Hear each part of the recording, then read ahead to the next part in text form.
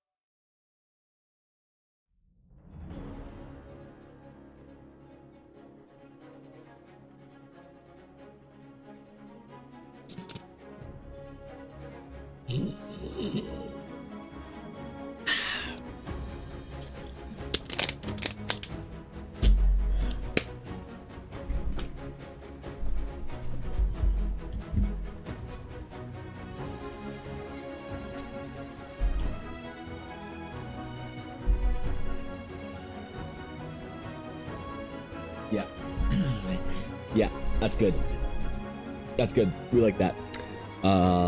Hello, what's up, guys? Good morning, my friends. Welcome back to the stream. Welcome back to the VOD. It is indeed. It is indeed. What is it indeed? Tuesday. Oh man. God, I thought it was Wednesday. Yes. What's up, guys? Hello, hello, hello. Good morning. Good morning. How y'all doing? Man, why is it so attractive in here? Oh, it's because Atari's here. What's up? Yo, Greg, thank you for the Prime for 5 months. I appreciate it. Thank you for considering me your Prime option this month. Appreciate that. Crosses Streams with a 44 months. Good God, man. And Senix with a 32. Thank you, guys. I appreciate the support. I appreciate the subs. Good morning, Sir Rat. Good morning. What's going on? Sir? Oh, shit. We got Nobility. And Sir Shadow Mole as well. Good morning. Conch Lobster. What's up, bro? Good morning, Cass. How you doing? Yo, Thorkin. Dude, Koi. Congrats to you and wifey. I just saw exciting news. Yeah, dude. Thank you. I appreciate it. Thank you. And thank you as well, Dark Cherry.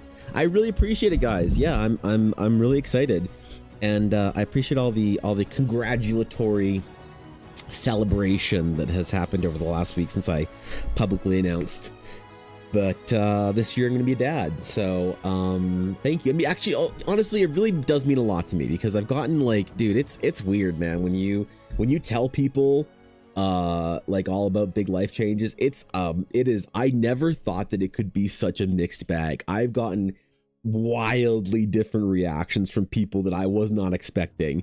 You know, we got family that's like, you know, you tell them that you're gonna be a parent and they're like making you comfort them because they're worried and scared and whatnot, and you're like, I'm the one that needs to shut up, bit. You know, like I've had family be like, "Well, God, I don't know if this is a good idea." And we're like, "It's happening." You know, I've had friends be like, "Bro, it's gonna change. You're so different, man. I don't know you anymore. I thought we were gamers."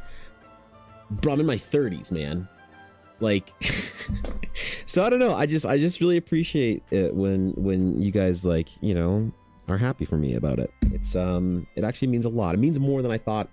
Like, you know, not that I didn't think it would mean a lot.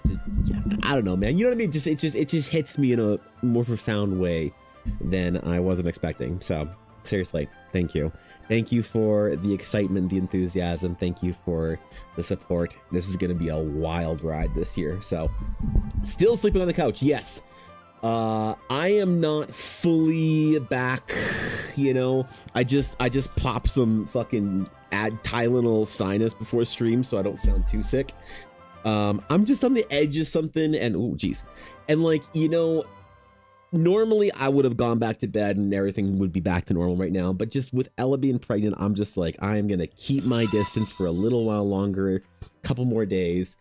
And honestly, like, I'm actually getting better sleeps over here because do you guys know how disruptive to your sleep it is to have a pregnant wife in your bedroom with you? Do you know how annoying it is? God, holy man, you're just tired. It's like, bro, you have to wake up 8 times a night. Like, please do it more quietly so you don't disturb me. Like, insensitive pregnant wives out here, apparently. Like, maybe I just drew the short straw, you know. No, man, it's been actually a wild couple months, so I'm doing my best to try and make Ella feel comfortable, and I don't know, man, it's been a wild journey, and and I just want to stay here. I want to stay here close to my industrial grade paper guillotine right there. I just want to be next to it. I want to be close to it, you know. I just want to like make sure that it's like it's okay. You know, it's new to the house. I want to make sure it's not scared, you know, at night or whatever. So that's why I'm sleeping in here with it too. So make sure it's good. Straight up, even driving my dad from another side of the country for 4 hours. That is an intense car ride. I have a hard time on car rides, Surat. I hope you are having a productive time. I hope you brought your Switch and your phone. Maybe you brought your 3DS where you'll play vintage Pokemon games such as Red, Blue, or Gold and Silver. I don't know, man. Car rides, they're wild for everybody. So I appreciate you being here, though. It's gonna be great. So happy for you. You two will make great parents. I'm excited, Koi. I am excited. I really appreciate the vote of confidence. I'm very excited to see Ella enter into the mother stage of her life, but we are screwed, Koi, for all of our events this year. Holy shit. We got Ren fairs and stuff and everything. Bro, I'll send you a DM and complain about it for a little while, because that's what friends do. But man, we got like stuff that I gotta be on point with this year. So it's gonna be a wild summer, but I'm very excited for, you know, this time next year, having a little, like, you know, 8-month-old or whatever, just waddling around and being cute. So yeah, man, you have to become pregnant yourself in order to balance it out. Exactly. Yes, Lemon Cat. Well, here's the thing. I did tell Ella that I was having like sympathy, you know, non-sleeping and stuff like that, and like sympathy cravings. You know, dude, I went to listen, this is like par for the course for if y'all or if y'all have ever been with a pregnant, you know, woman in your vicinity. Jesus.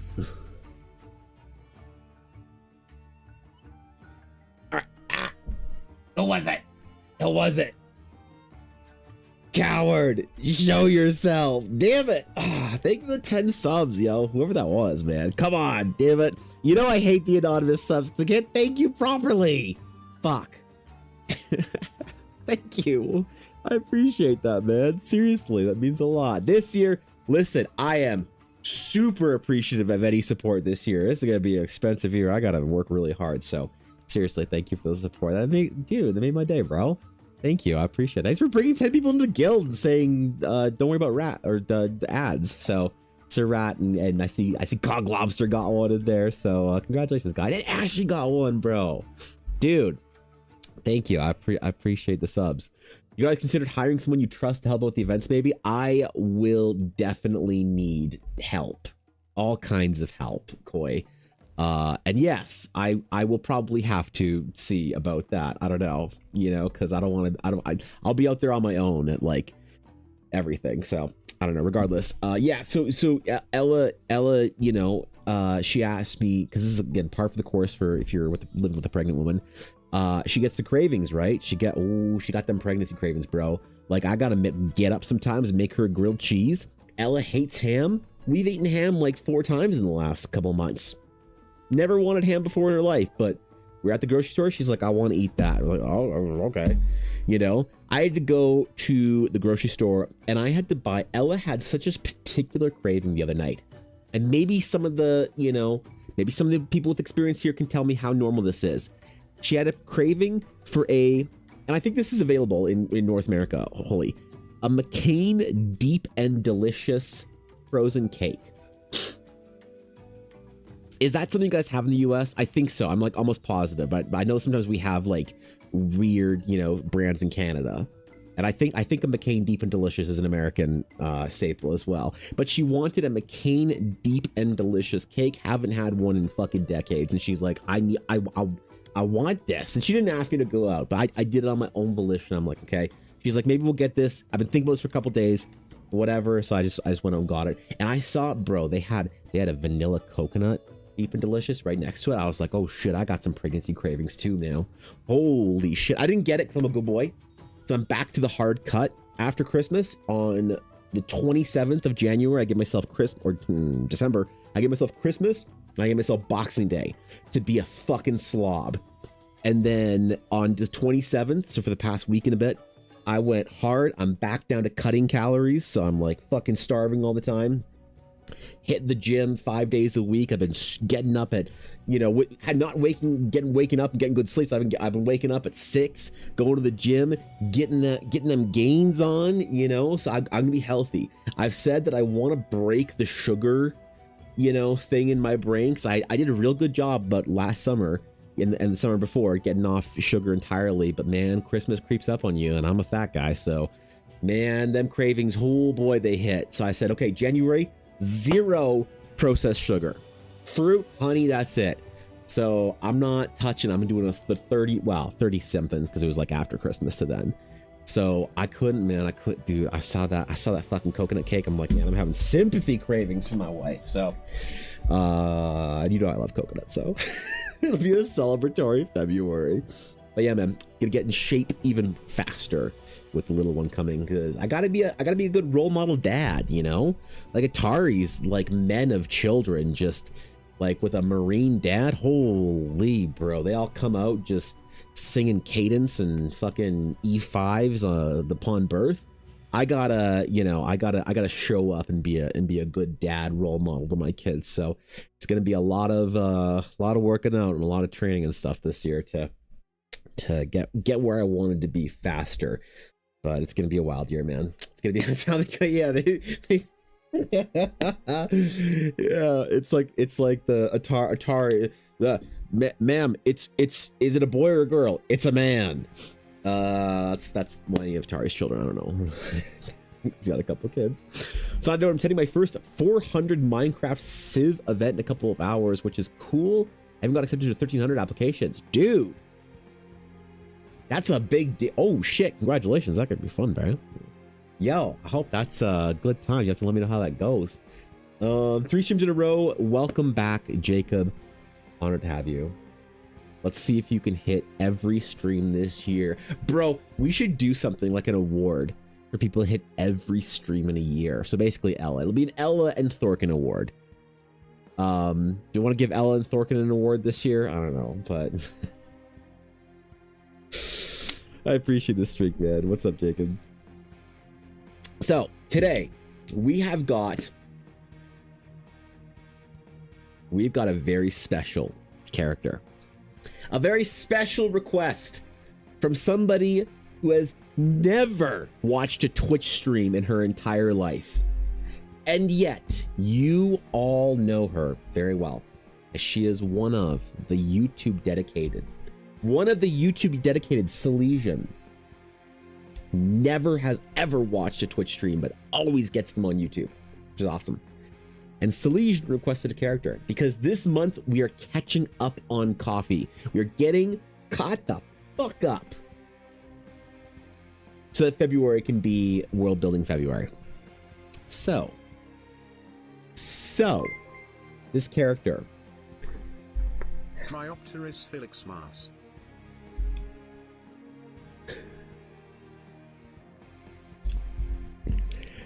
before that, a brief meta interlude. The male fern. Well, because when it says male fern, it is not a gender bent version of Fern from Critical Role. I am going to rate this a solid 1. Of gender bent Fern characters from Critical Role, I am rating this a 1 out of 10. I assume the meta is gender bent Ashley Johnson characters, and as a male Fern enjoyer, I mean contributor to the subreddit. Shit, I said too much. Yeah, 1 out of 10 on the gender bent Ashley Johnson characters list. We have 100 bits of Dury. I appreciate it. Thanks, man. Good meta today. I actually like that. Dude, I like the plant metas. We have a character that nobody has ever requested before. A character who is a wizard wearing glasses.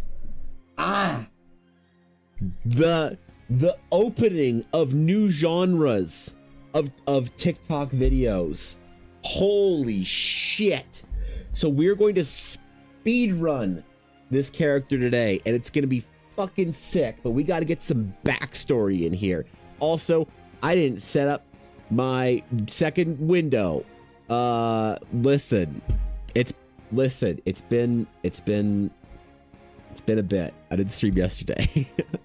Which, by the way, I am sorry for not streaming yesterday. Actually, I'm not. I had a very important appointment to go to because apparently, did you know that when you're pregnant, you have to go to like appointments every like other week? Holy shit, man. They want to see you often. Like, goddamn. So had one yesterday that I had to go to with Ella, and then we'll have again a scan on Friday. So I'll be missing 2 streams this week, and it'll be kind of like that, spotty streams here and there until May, in which case I'll take a couple weeks off probably, and yeah. Okay, so character backstory. Now, I did not ask Silesian's permission to read this on stream, but Silesian has not once ever not been okay with that. So we're just gonna rip it for this one, okay? Every other week. Let's get it. They would want to see Ella, but I know. What do I know? I don't work for the Canadian healthcare system.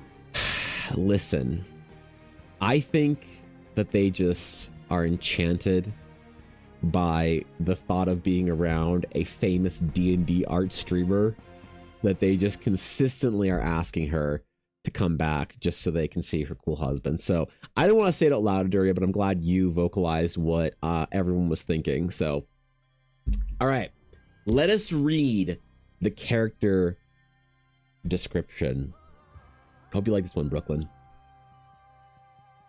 So today we are drawing Magistrate, and hold on, you know how much I fucking love titles on D&D characters. Give me some Lord Commander, give me a good Magistrate, hit me with a Archduke, Archmagi, Arch Cheeto Inspector.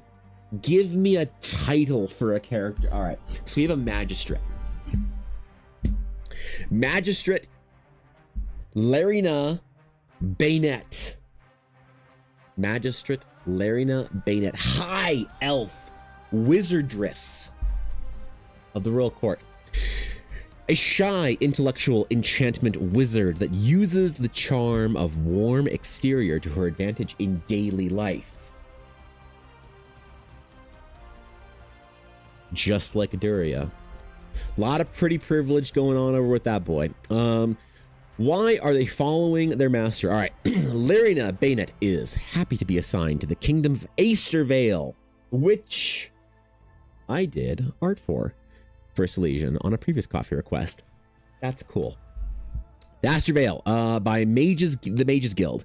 She is a fairly new 1 year in brackets to the position as an advisor to the Crown Council and proudly fulfills her duty to the guild for this job. She follows the king because she is paid to and her necessities are provided for. It is a good job. Paid to be a wizard and get your daily accommodations provided for you. Well, shoot, she should just join the Air Force. She's following the king. She follows the other mages in the guild because she admires their skill and desires access to the guild's resources and tomes.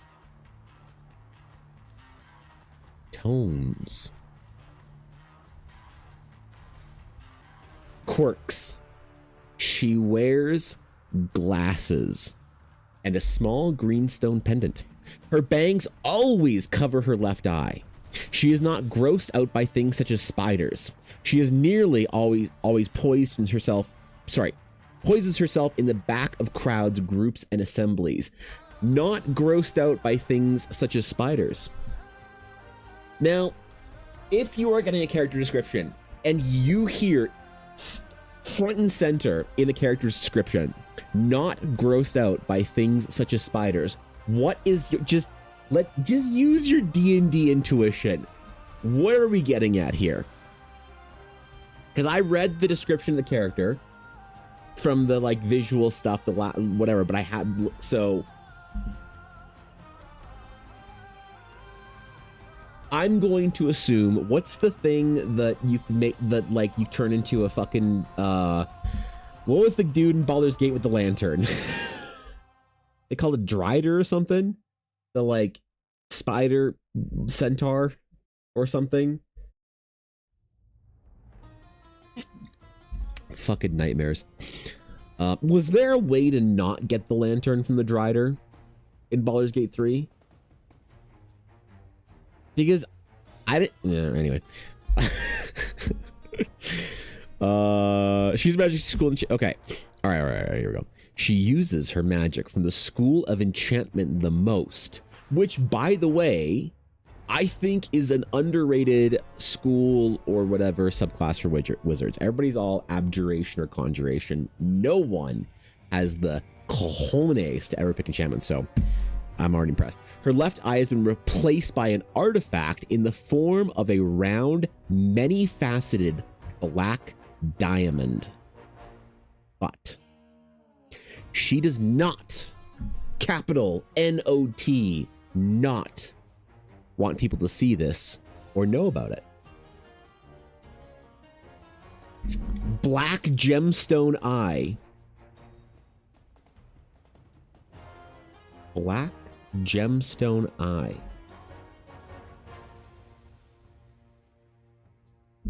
Not afraid of spiders. Which eye? The left eye. This is just flipped. Don't worry.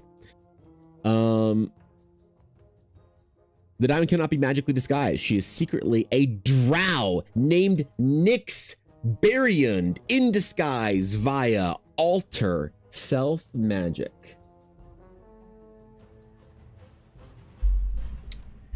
Nimble and elegant, with a kindly voice, black wavy hair with thick side bangs and thin metal glasses, she possesses little physical strength, but is intellectual and charming. When she warms up to people, she makes up for it.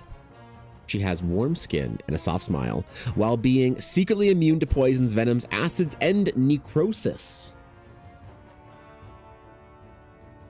No disintegrations for her, apparently. The physicality can be represented by her clothing choices, shy body language, and her propensity for casting magic with a notebook as her spell focus. She can often be seen clutching the book tightly or taking notes with a quill. For colors and styles, she'd wear a lot of gold, cream, and royal blue as some sort of real advisor uniform. As she works directly for the king. She's the sort of person to wear high-heeled boots with pants and a fancy coat. A real Laura Croftian lady. There it is. Goals and beliefs. All right. Her personality is her personal ambition is to continue to eventually become the Archmagus. Archmagus. Her current thesis of study is on the divination on the division between arcane magic and nature domain magic. She wants to tear down the boundaries between magic types and discover why some druidic spells are not accessible to wizards. While the above statement is worthwhile goal, she does not spend a considerable amount of time on it. It is a deeply and carefully constructed lie, farce, a charlatan of a character. Holy man. Profile is extensive. It is, and normally coy, I ask for a much more condensed profile, description, whatever, couple, like a paragraph, whatever, but Silesian is somebody that I enjoy working with, and I'm happy to hear her characters at length. So, but yeah, you are right. This is a lengthy description, isn't it? I like the vibes though. I like the story. You know, Nyx Barian was already formerly an Archmagus. Why can't I say why? I just pronounce words dumb. I told Ella good jorb the other day because of a fucking... Never mind. Lyrina barely cares about rising to that level because her true ambitions as Nyx are above and beyond into the realm of godhood. When asked why she desires to be an Archmagus, she may give a sob story. Quote, well, my parents gave everything for me to be able to go to school. I know it's possible to learn everything if I give it my shot. But there's no greater position of the learned mage than the Archmagus. If I could make it all the way up there, I know I'd make them proud, and I can use all that I learned to teach others like me. And then, in all my effort, I forgot to list she's a high elf. Oof. A high elf, you say. Ha! I know her true form. You say high elf Silesian. I say false. A fabrication. Do not attempt to pull the wool over my eyes. I know her for her true form. A glasses-wearing Drider. Yes, a ruse. What's up, Silesian? What's going on, man? What's good? So yeah, so we're gonna get into it today. It's gonna be dope. Good morning, Silesian. Oh shit, Silesian's here early, dog. But yeah, it's gonna be a good one.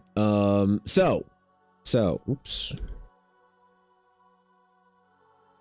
Gotta finish the design. I didn't quite get it all done yesterday.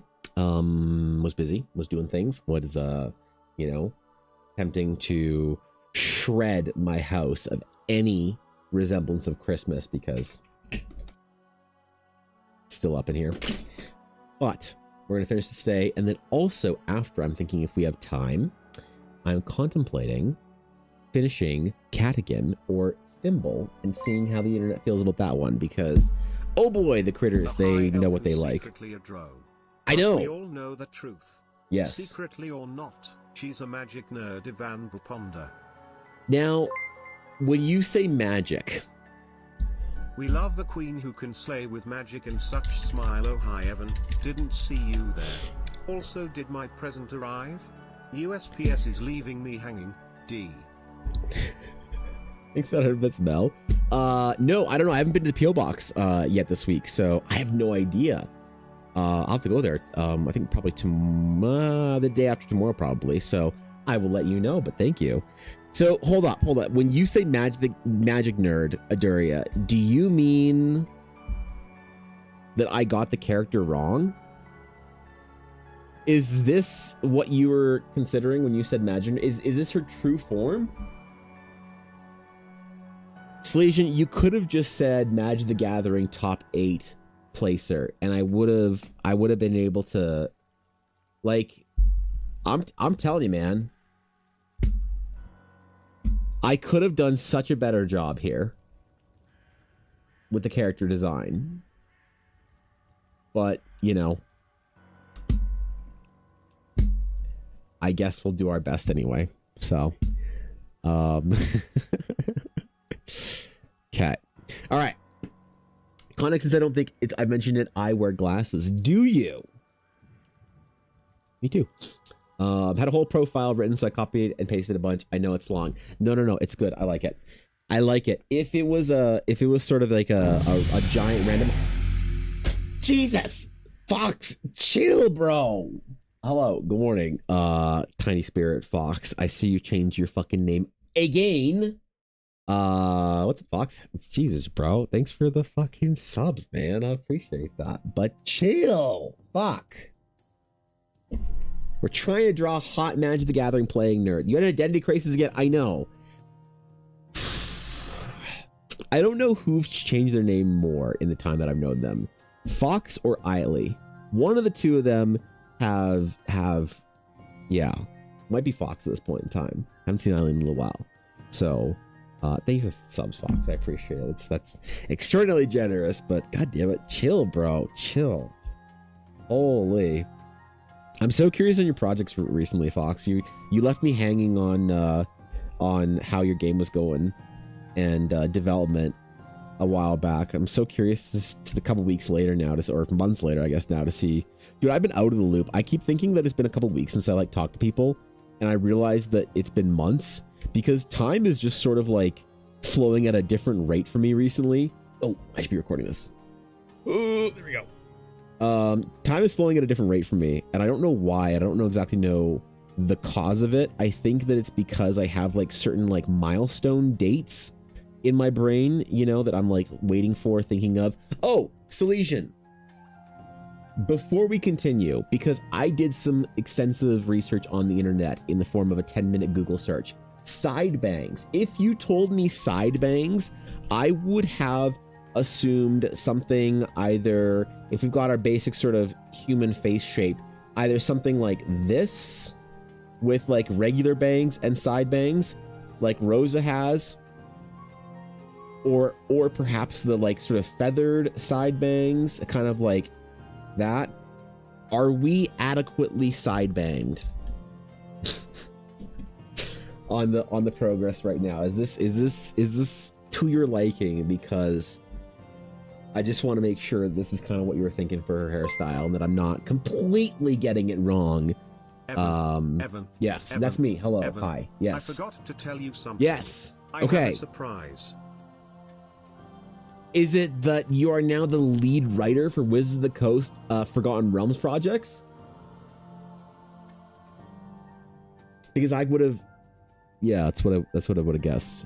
It's been on the shelf. It's been like 60 plus hours on my last art piece instead. You spent 60 hours on an art piece and I haven't seen it yet? Fox, post that shit. At the end of the month Unless you did. For the very first time.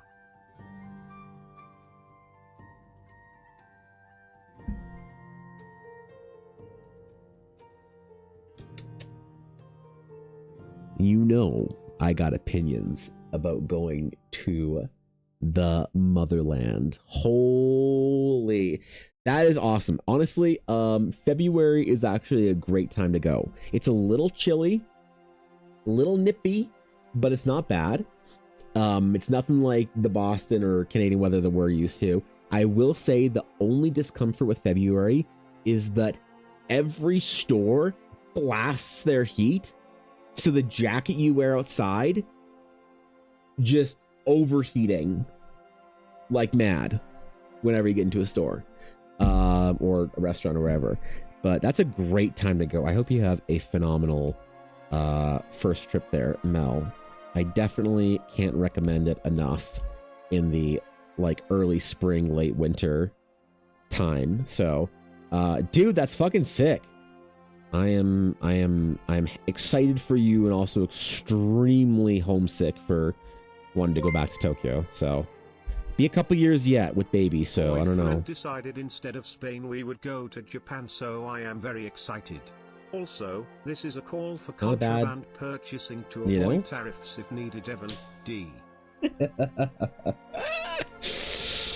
Oh my god. Yeah, dude, we got to get like a new Gundam stock for Ella and stuff. We gotta figure out like, oh my god.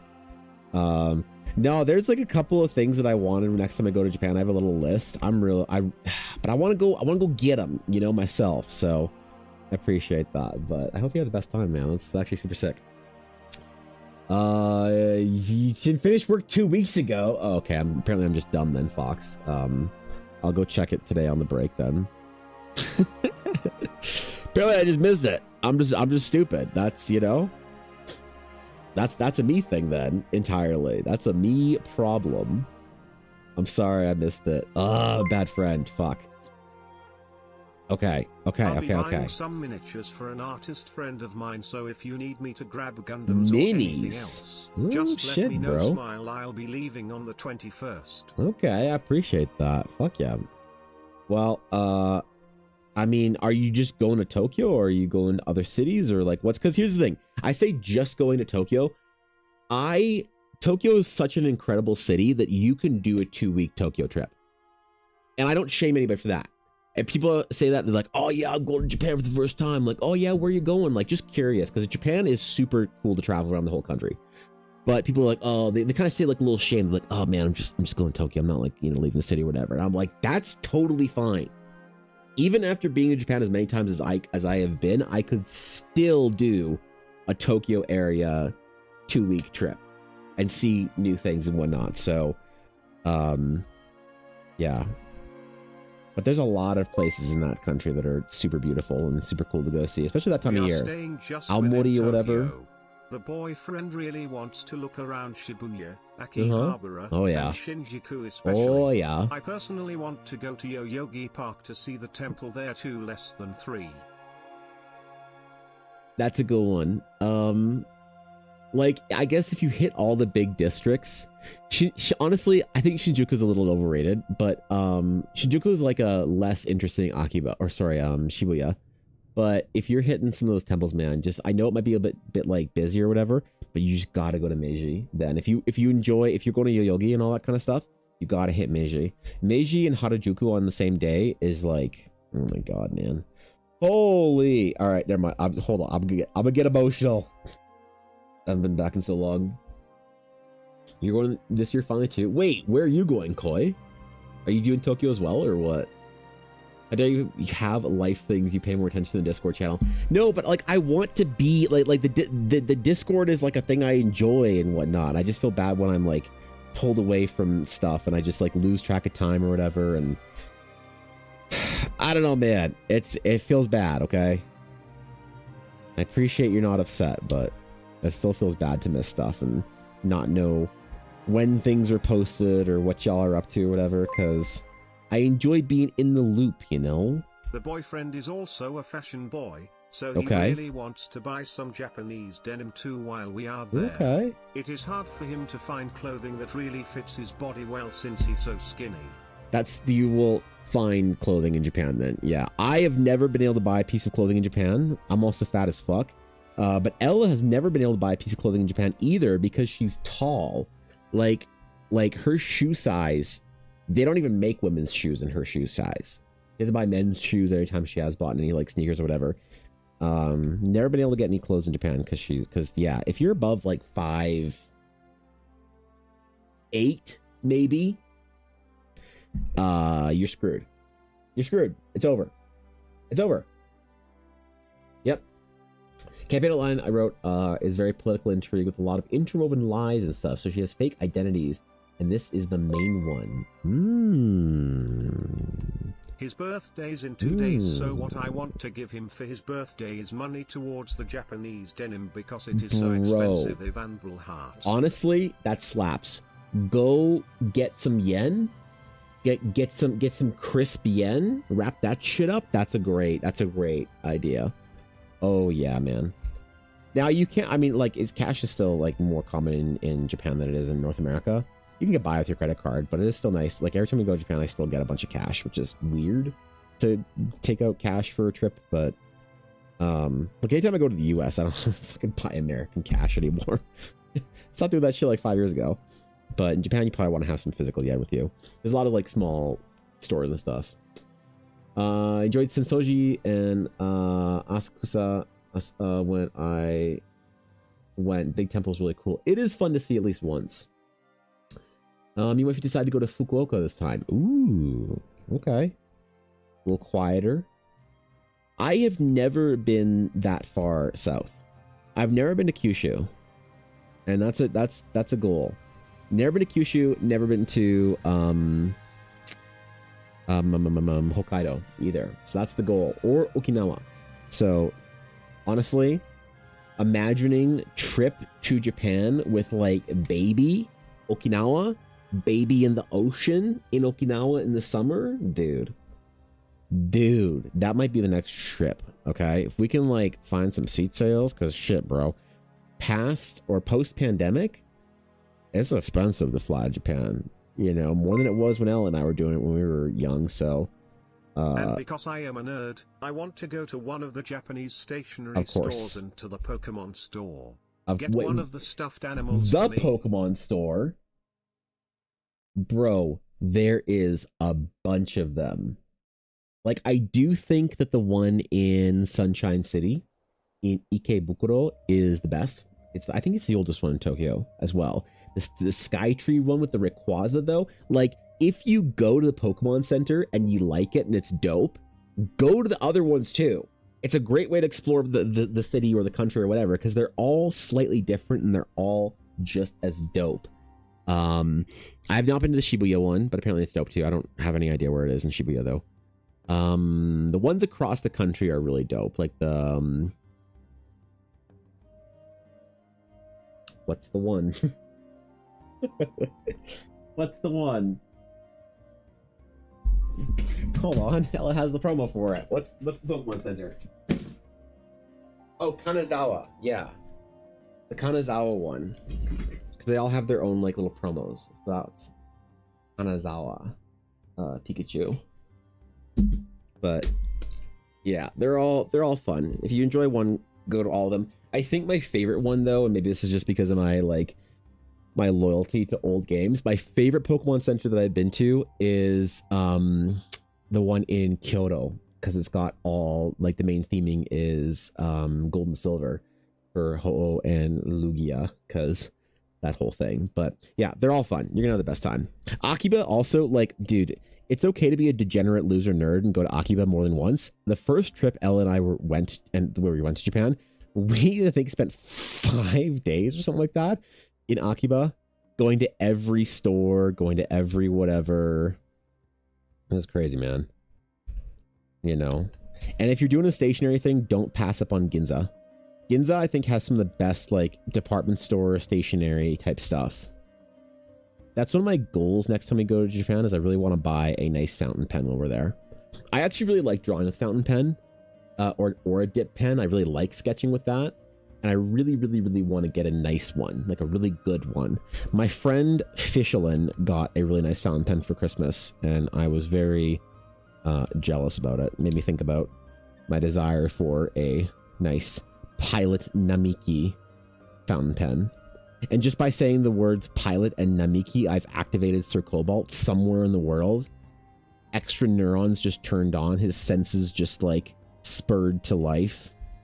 And he just realized that somebody he knows was talking about a fountain pen somewhere in the world, even if he don't know specifically where. So I also frantically have to refresh my memory on katakana and hiragana because it has been so long since I used it, lol. Fuck no. No, you don't. If you're staying in Tokyo, you don't need any of that shit, honestly. Like, so I can speak Japanese. My Nihongo is Jozu, as they say. But I can speak Japanese, but I can't read it for shit. I don't, just fucking, who knows? So when Elo took Japanese in university, and so she remembers the language, so she can read and pronounce any hiragana, katakana, and a lot of kanji, but she can't speak the language. So sometimes she'll like read on a side, and I'm like, oh, that's what this means, and she's like, oh, cool. So, but I've never had a problem not being able to read hiragana or anything like that. So you're fine, bro. You're totally fine. You're Gucci. Don't even worry about it. It's probably fine too, and like fun to, like, obviously it is, you should always make an effort, you know, to be able to speak the language when you go somewhere, and people do definitely appreciate it. You will get people being polite though. If you have a you know, a little bit of Japanese, you'll get people who are overly polite and overly excited about the fact that you speak Japanese. But it is still good to learn about it. I would spend more time learning about learning conversational language over trying to memorize the characters if I was going back. He who speaks. Dude, it's so embarrassing because I'll like be having a conversation with somebody, like, thank you for 100 bits, I appreciate it. I'll be having a conversation with somebody, like we went to an inn in a ryokan in Kinosaki Onsen, and the person's talking to me about like the hotel and whatnot, and she's like, oh, and here's this like here if you want to read up on this, and she hands me something in the elevator. I'm like, well, God, and I can't. And she's like, she kind of looks at me, and I said, oh, I can't read like hiragana or whatever. She's like, oh, like she was definitely like visibly like she had complimented me on like specifically my pronunciation. She was like, oh, your pronunciation is really good. Like, did you live here? And I'm like, no, I just, you know, whatever. And she's like, oh, wow, that's great. But then, so then the look of just like kind of like, what the fuck? When I handed her this, when she had this piece of paper, I'm like,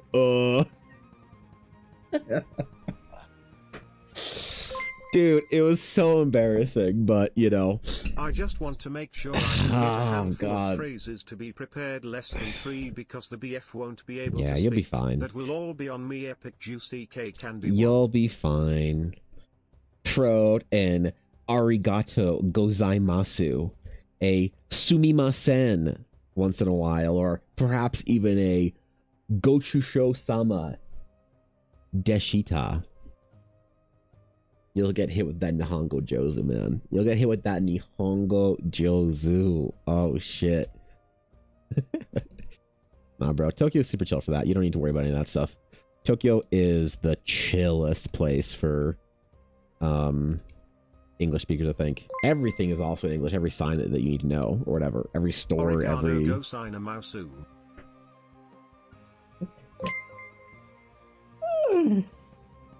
Dear God, the butchered speaking. My cringe has never been so bad. D. Thanks for the bits, guys. I appreciate it. Yeah, that's right. Listen, I didn't just get that Nihongo Jozu out of nowhere, man. I had to earn it. I had to earn that with peak pronunciation. I try really hard not to pronounce words. Every once in a while I get like corrected. Some fucking weeb on stream will like be like, it's not Sakura. The name is pronounced Sakura. It's not Studio Ghibli. It's Studio Ghibli. And it's like, dude, I can't. I try not to be obnoxious and do the overpronunciation thing when you're speaking in fucking English or whatever. You know, it's a little insufferable if you've ever been around someone like that. But I try my best to really like learn. I tried really early on to learn proper pronunciation and phrases and stuff like that, particle usage and shit like that, because I felt like it went a long way. For people being able to understand you. You could like say, because the way the Japanese language works is you can kind of say fragments in the wrong order without any like grammar. It's called Nihongo. Oh. Trying it out to see if the text to chat butchers it as much as I hoped it did. D. It actually didn't butcher as much as probably you wanted it to, so. Thanks for the 100 bits, I appreciate it. What's up, Ronnie? Good to see you, dude. I'll say Ghibli till I die. I know. I know, because nobody knows what you're talking about. It's the same way as like I don't spell Canadian words Canadian way. Damn it. You know, so yeah, I have to keep trying with TTS, I guess. It's Studio Djibouti. I thought you said you could speak some Japanese, Evan. You can't even pronounce the name of their foremost animation studio. Holy shit! It's like if you ever have a friend that speaks Spanish, and then they just start pronouncing like Spanish foods, like overpronouncing it when you're talking in English.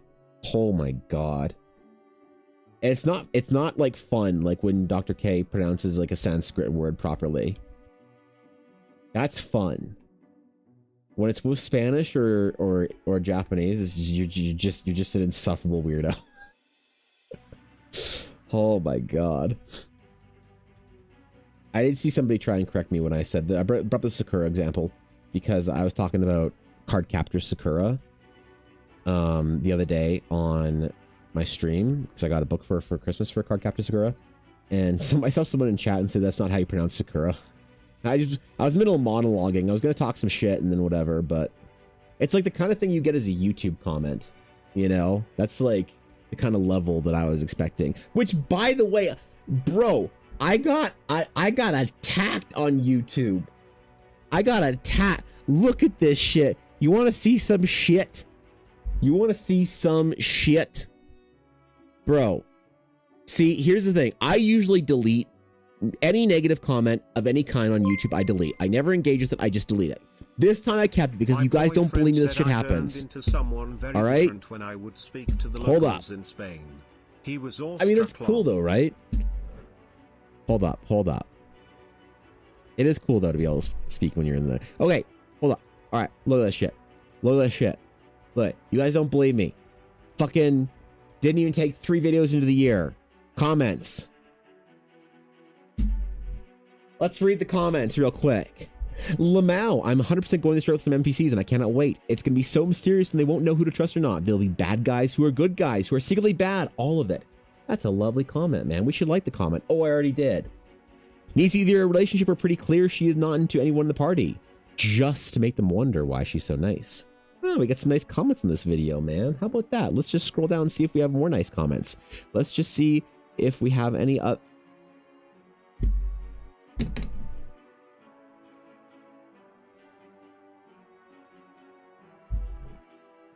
I can get accusations of AI art on a fucking process video.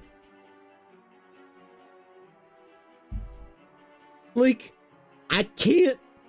Normally, this kind of thing, I just delete it because it's just not productive. It's not productive to interact with dipshits on the internet because it's like, it's not good for you, right? Especially people are like, one person be like, oh, I think the nose is wrong, and then you get a bunch of fucking backseat armchair artists wannabes in that comment section being like, oh, I agree, the nose looks a little bit off in my professional opinion. And so I just delete.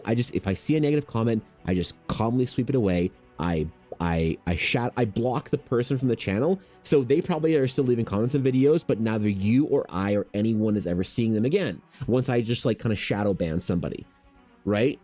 But I left this one here because nobody fucking believes me. When I say I get AI accusations at conventions, someone looks at it, they're like, oh yeah, that art's AI, bro. And I'm like, oh, actually, here's a process video to show you the way I did it. And they're like, oh, blah, blah, I don't know about that. But when I say that people will say process videos are AI, people are like, come on, you're exaggerating. That doesn't happen. Like, the next level is somebody on stream telling me that while I'm live drawing something that it's fucking AI. Like, I can't, you know, like, that's, people are kind of shit talking, which is funny because they were like, this smells like AI, this tastes like AI, which is funny that people are kind of shitting on them or mocking them. You know, when was the last time you checked that you weren't AI?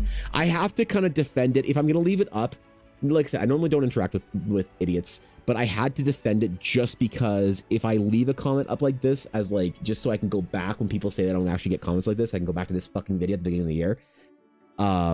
I had to at least say, like, defend myself. I'm going to leave it up, right? So I had to say that, without being too rude. But yeah, man, It's fucking true. Like, oh my god. I don't know why we're talking about YouTube comments, but that just reactivated that neuron in my brain from the other day. Oh my god. You try your best, but I guess some people are just so unremarkably convinced that the brain rot is the real thought, as they say. So pain, I know, Fox, it's tough, right? Are AI process videos that good now? Even wait, this can get accused. Serious question. I don't think so, to be honest. I've seen AI process videos that are like layers where it's like, you know, it's just still frames of like your 20% sketch, your 40% sketch, your 50% sketch, your, you know what I mean? Like that I have heard that can be AI'd, right? Where it can generate an image and then it can like sort of like deconstruct it backwards into like phases or whatever that aren't great. But I know it can do that, not convincingly, but it can do that. But like to see it being drawn live, people like that are just unremarkable. Oh my god. Yeah, you're right. I can't think about this too much, Mel, or else my brain is gonna my brain is wait, I mean, to be fair, that account could be an AI bot. For all I know, that account itself could be an AI bot that gets engagement by accusing art of being AI. I've heard that happens, that if you get an AI accusation, sometimes that is actually a bot, right? I've heard of that. So there is a non-zero chance that that account that said this was AI could in fact ironically be an AI bot farming engagement for whatever reason. I don't exactly understand the way it works, but oh my god. The clankers will accuse real artists of using anything. I know, right? It is so funny though, right? Holy shit. That ruined my day.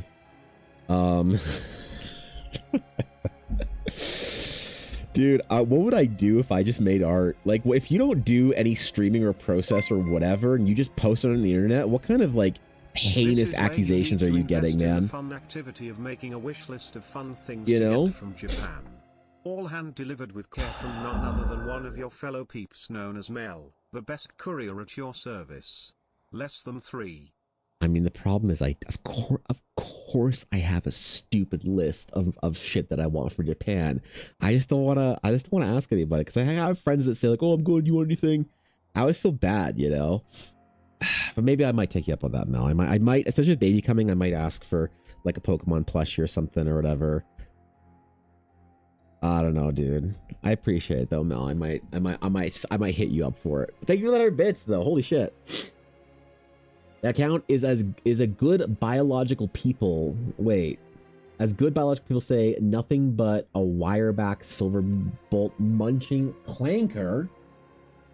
Holy. You think that account was an AI? Was a bot? You think I got by a bot? Maybe. I've been gotten by some Instagram bots before where I'm like, you are not a real person. You are an instant gramophone robot. Don't you talk to me as if we are both even standing humans. Excellent. You clanker. My plan for your tiny child is working Pock Pikachu. I was planning to grab the 3 original starters for you while I was oh my god, that'd be so rad. I can't wait for that, Mel. Like, dude, that would actually be sick. Because I really did want to do the starter selection. But I need to pay. Hold on. Opinion on starter selection. I've seen this. We've all seen the baby crawl into the starters. But I need to. Hold on. We're gonna pull this actually. What starters do you offer, baby? Original 3 own. Oop, that's not a 3. That's a pound sign. Only. OG 3 plus Pikachu and Eevee. All right. Hold on. I need a vote here. Do you offer Pikachu and Eevee? Because I wouldn't have thought this would have been the thing to do, right? I would have thought the original starters only, but I've seen videos on the internet over the last couple of years and people also have 5 lined up. And that seems heretical to me, but I just want to make sure I'm not crazy. What's up, Bella? Yes. Mm-hmm. You make him choose between Pikachu and Eevee. Yeah. Well, No. you do all the Eevee. No, we have a boy. Boys like Pikachu. Eevees are for girls.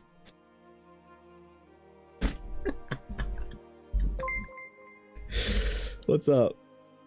I have also seen What about videos of Renfair? people doing Hold all on. of the EV types to less than 3. Wait, that's actually... Josh. Mel said that she's seen videos of people doing all the EVs as well. So Yes. that's you're on the same page with Ella. Shit. Sorry, what about Renfair?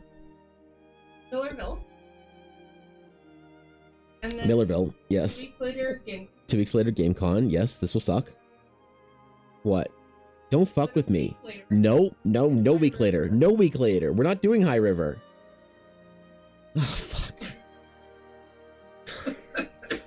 Don't fucking talk to me about... I don't want to think about work that... I need to apply it on. Bitch, I'm too pregnant for this shit right now, okay? Can you not... I don't want to... No, we're not applying for fucking High River. Ah, fuck.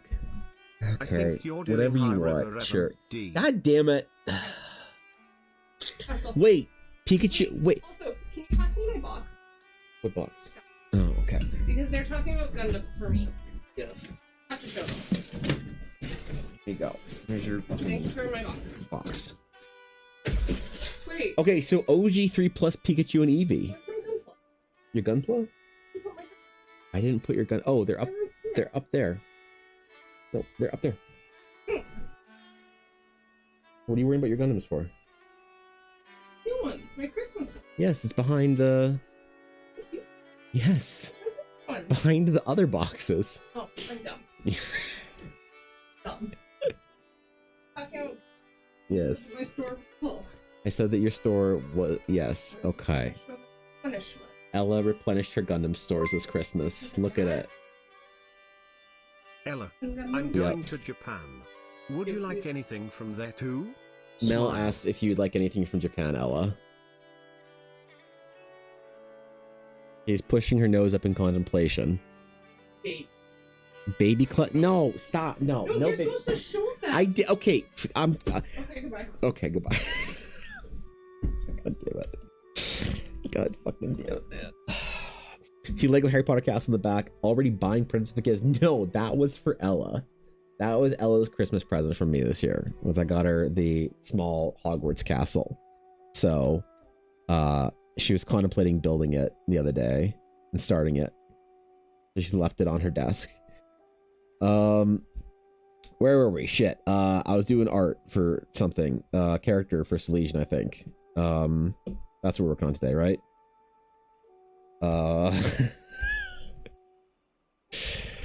Okay, I think we're ready to go to... Is this sketch good? Are we good with this? I think we're good with this, right? We'll do some jewelry, some other little things, some whatever. Okay, we're great. We're good. We're moving on. Delete sketch, we're gonna call this. Delete sketch. And we're gonna make a copy of this and call it the sketch. And then we're gonna hide that. Drop the opacity on this. And now, we will start to finish this sketch in one stream. Maybe. Realize I've been talking shit for an hour. Okay, all right. Mm-hmm. Okay. Okay, let's get after it, man. So, it is still recording. We're still good. Do I have hard... Oh, I do have hard drive space. I cleared out a bunch of stuff. That's right.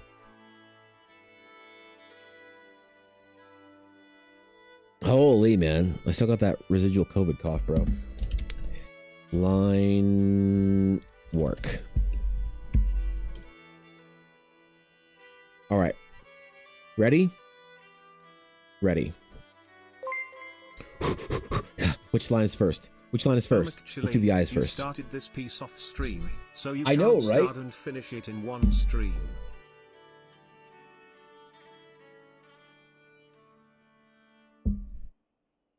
Can't win, man. I can't. I can't. You gonna say that because I didn't do it all on stream that I'm actually like working along with an AI pre-recorded video and just pretending to. I just have my hand on front of my Cintiq doing this, making motions whilst. He's got a point, you know. Oh fuck! Yeah. Yeah. Okay. Elves and drow. I know. Yes, Grimvale. We are in fact drawing an elf masquerading as a drow masquerading as an elf who I'm convinced is actually a drider. So you're absolutely right about that. Elves and drow, maybe driders. Silesian hasn't said anything about driders, but if she's a hot centaur elf or centaur spider, I wouldn't be surprised. So I guess we'll have to see though. I hope Silesian wasn't here for me like doing my conspiracy theory that she's actually a drider. I really hope that she got here after that part, you know. Yeah, I don't agree with him, Mel. God damn it. I do a character request for my new little changeling lady at some point. Oh shit, bro. Well, my requests are currently closed on coffee. If you want one at any point in time and they're still closed, just let me know and I'll open a request. I will always try my best to make room for anybody from stream, mods, friends, whatever. I just have them closed so because occasionally I'll have a TikTok video posting like, you know, a couple of weeks, and then I'll get like a billion requests and it'll get all kind of out of hand. So I'm just keeping them closed for that. For that reason. But if you want one and they're still closed, just hit me up on. Let me know. How book talk is spider. How book talk is spider centaurs. Probably more book talk than you or I would like to believe, admit, or acknowledge, Aduria. Very unfortunately, probably very book talk. So, yeah. I don't know what to tell you, dog. I've seen some weird shit on book talk. Book talk girlies are a different breed. I like them. They're a lot of fun. After going to the Romantasy, the Aquatar ball, not knowing it was a Romantasy ball, after that experience in the fall, I've decided that the book talk girlies are my favorite subgenre of nerd. They are my favorite subgenre of nerd. They're everything that every other subgenre should be. But also a lot more fun. And I didn't think I'd ever say that, you know? The scientific name for a spider centaur would be Arachnotar. It is now, I think. So, yeah. Wait till it's open and be patient. All right, if you're okay with that. I'm trying to get everything caught up right now for January from last year because people were really patient with me. And I couldn't tell anybody why I had to, you know, kind of drop a lot of things. But everybody was like pretty chill.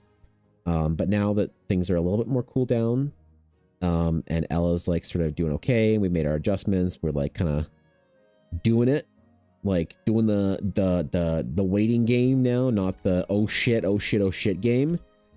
Then yeah, now I'm trying to get caught up so that I can like resume previous projects and functions and stuff like that, you know. That would be Super Book Talk. Source, I'm on Book Talk. Oh, I've heard what they read over there, so you know. I have been to the abyss, Cass. Maybe you're on the more tame side of Book Talk. But I have been to the abyss. I have been to the bottom of it. I have gazed into the yawning depths of human depravity. I absolutely have. And oof. There's some weird shit down there, bro. It's like if you ever played Diablo 1, you just keep going down depths of the labyrinth and finding more monstrosities and horrors. I didn't realize there were so many layers, you know? And yet there's always a new one to discover. So, what's good, Nick? Made a high elf level stat block for her for the end of the campaign, and she can turn into and summon spiders. So, I'm just saying, listing that she's not grossed out by things like spiders that early on in the character description, that's painting a picture, Salesian. That's sending messages, okay? Like, loud and clear, received. Imagine her having a French Widowmaker accent from Overwatch now. Starting off every monologue when I was a little girl, I had a fear of spiders. Sorry, I spoiled the entire character development. My bad. Didn't mean to. I prepared for the 400-player Minecraft Civ event with the boys. It's gonna be peak. Dude, have a great time, Surat. Let me know how it goes. Enjoy yourself. I'll see you later, my friend. Do 'em proud. Man, just gaming with the boys, dude. Like, holy. I had a conversation with one of the guys at the gym. He's like, man, the worst part about getting up early in the morning is there's no more gaming with the boys. And I was like, true. It's like, bro, like, how do you game with the boys when none of us realized when we were like, you know, teenagers or whatever, or early 20-somethings or late 20-somethings for some of us, the gaming with the boys would be so hard when you get older. And now I'm so happy when I find out people are still gaming with the boys. Cause like, man, letting that go was one of the it's like one day you'll log on to Discord with the boys. It'll be the last time, you won't even know. Not that that's like a universal thing. It's just for my friend group. I really miss I miss Warcraft gaming, you know? I'm just trying to find a new game to game with the boys. Or something. You know? Find a new thing to do. Are there any good games out now that are like live service games people play? Or is everything like live service gacha trash or like straight up just still World of Warcraft? Gonna watch the VOD now, the 20 minutes that I missed? No! Rip. Rip. It's over for us. Salesian's gonna see all the things that we said.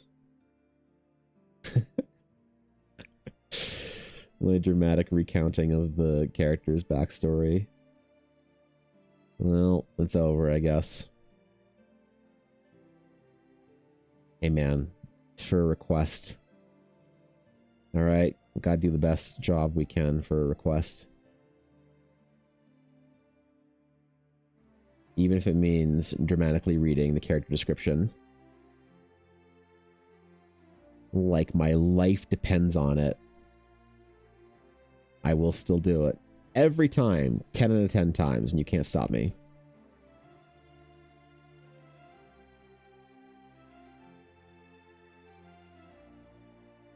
Alright. Oh, wait. Forgot the eyes. I got distracted. That's what I'm supposed to be doing first, is the eyes. Shit!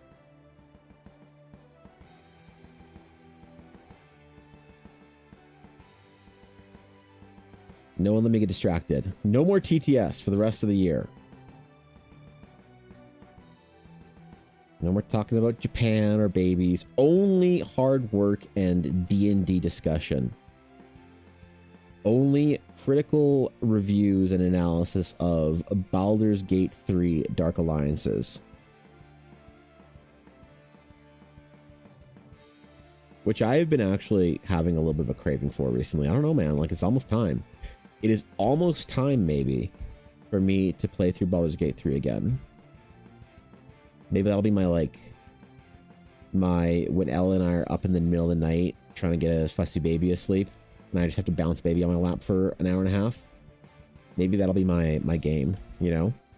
I've heard it's very important to find a parenthood game that you can play in those times, you know? Maybe I'll play through Baldur's Gate 3 again. That'll be my son's first gaming experience. And I'll explain to him and be like, see son, this is Shadow Honey. This is best in slot. But when you're older, Don't let the hot goth chick from high school fool you. Okay? You wait until Shadow Honey purifies, and then you ask her to homecoming or whatever. There you go. And this is Lae'zel. This is why you never want to get an ex-wife. Because imagine somebody hating you as much as Lae'zel hates you, but you have to pay her alimony. Holy shit.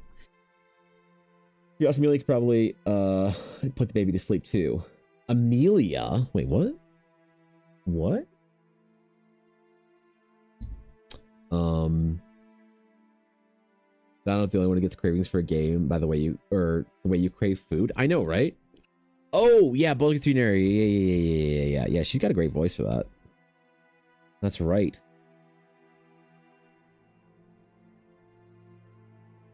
That's right.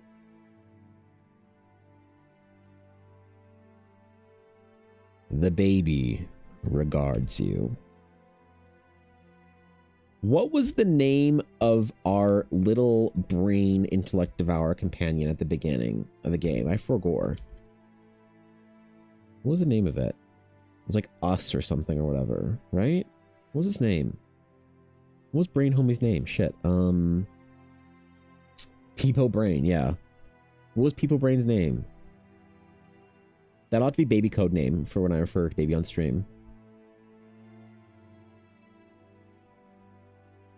We gotta find a stream name for baby. We gotta do. I do like the idea of being Peepo Brain. Friend, I think? No, wait, what was it? What was the name of the... Oh, jeez. Name... It's not how you spell name. Of the intellect devourer from BG3.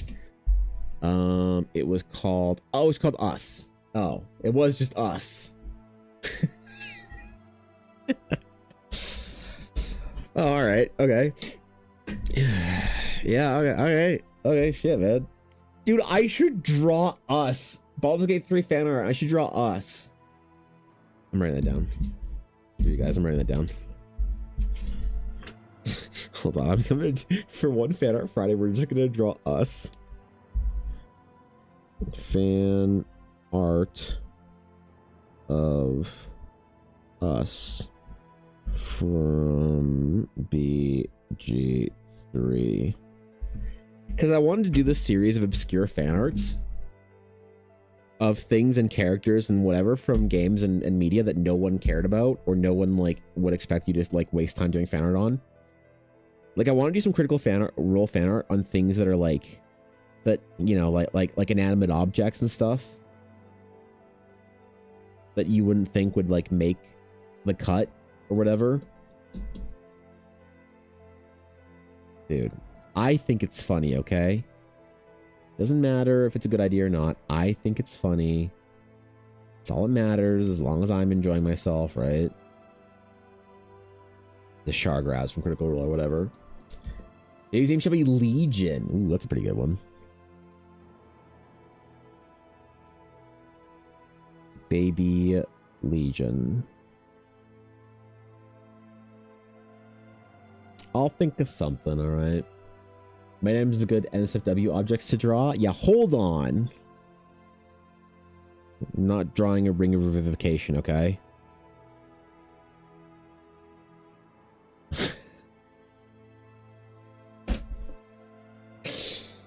Okay.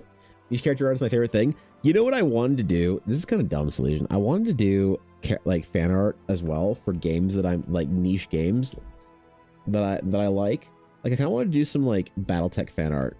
You know, if you go to the sort of like the BattleTech fan like artdom, you know, all the art is like old 80s art from manuals of games and shit like that.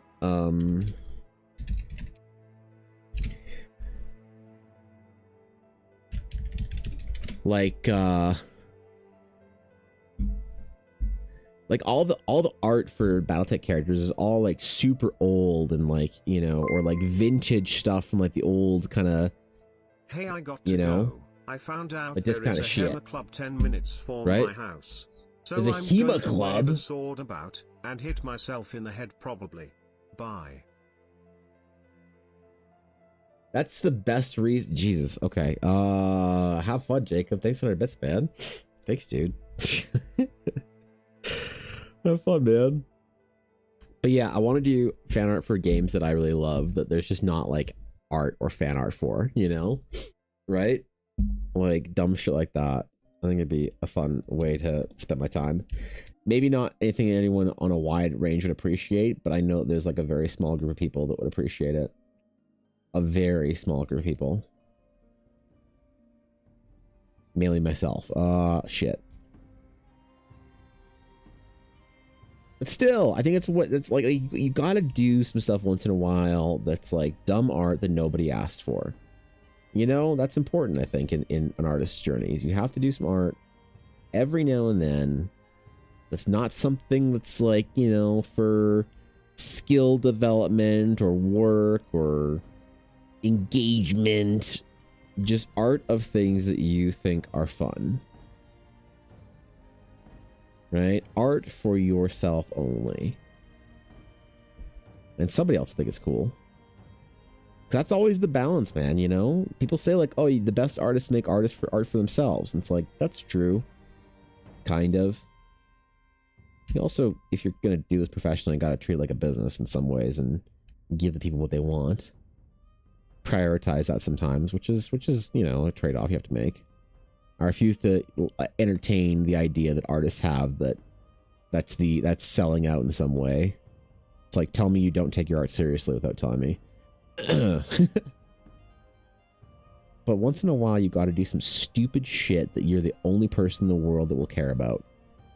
And I think doing some BattleTech niche game art is something like that. So, what's up, Maggie? Hello. 2026, I'm only doing digital art I want to do. That's doing only art you want to do. That's ambitious. That's ambitious. I mean, you've built enough of a base that I think, like, with doing character adoptions and stuff, I absolutely think that people will love to see that. You know? I was thinking about doing something like that, man. You know? Like, expanding out that way. You've positioned yourself really well for that, Koi. I aspire for that. But, you know? For me, it's a balance still more weighted into the... I'm only doing projects I want to do now. This year. I'm not taking any projects I don't want to do. But I didn't last year either. It was really refreshing. You know? Makes you feel better, Evan. I would appreciate BattleTech art. Would you? Alright. Okay. Okay. A little Natasha Kerensky. A little Prince Ian Dressari. You know? Maybe some Kamea Arano. Ooh. Alright. Okay. Okay. We got a durian here for this one too, then. That's another one. Well, it does, because I'd like to do some stuff like that. It does make me feel better. Bored with my merch stock. I'm gonna revamp at least half your table. Oh shit, really? Honestly, I am gonna be doing a substantial and serious order from Vograce, probably in February, to get a whole bunch of Evan Blair art merch for the year. It's gonna be rad. I'm really excited for it. I'm gonna take the merch thing really seriously. Gonna be making some like notebooks and gonna do my first pin line. Oh yeah, dude. Time to go through the Kofi and It's ask gonna for be an sick. up-armored trash can. Or Irby, whichever. Oh my god. If you asked me to do an urban mech, holy shit. That would be the pinnacle, the height of my career. Character request.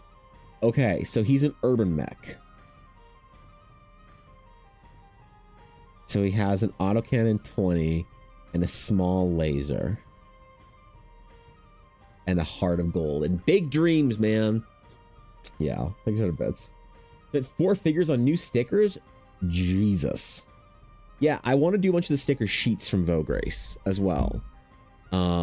There's like... I want to get my bookmarks made because I don't... So, you guys have never seen this before. Unless you guys have been to a convention, you guys have never seen this before. But check this out. Check this shit out.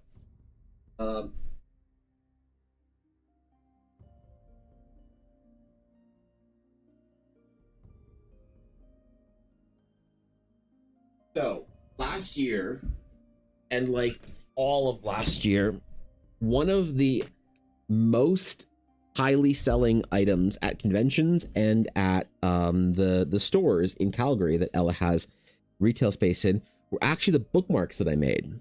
So I've been making these. I haven't added them to the print store yet because I just haven't been able to keep inventory of them.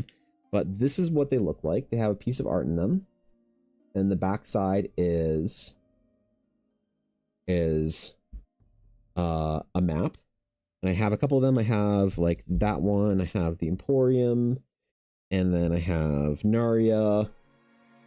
Like I said, these aren't on my print store yet, and I probably should just put them on my print store. The runes, the dragon ones do the best. I don't think I have any dragon ones here, you know, the floating pools or whatever, and these do really well. But I make these all by hand. So I make them by hand, I laminate them myself, I cut them out by using Ella's Cricut.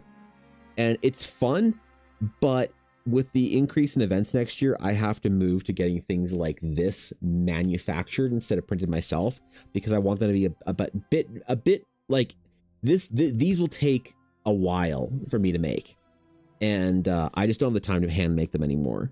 So like next year, I need to do like a big Vogue Race order. They have really nice bookmarks, things like that. So yeah, I probably should put these on my print stores in case anybody wants like a handmade one before I move all the way over to the manufactured ones. But things like that, you know. Give me a sweet whisper, buddy. Yo, Meegs, what's up, dude? Thanks for the fucking tier 1. How you doing, buddy?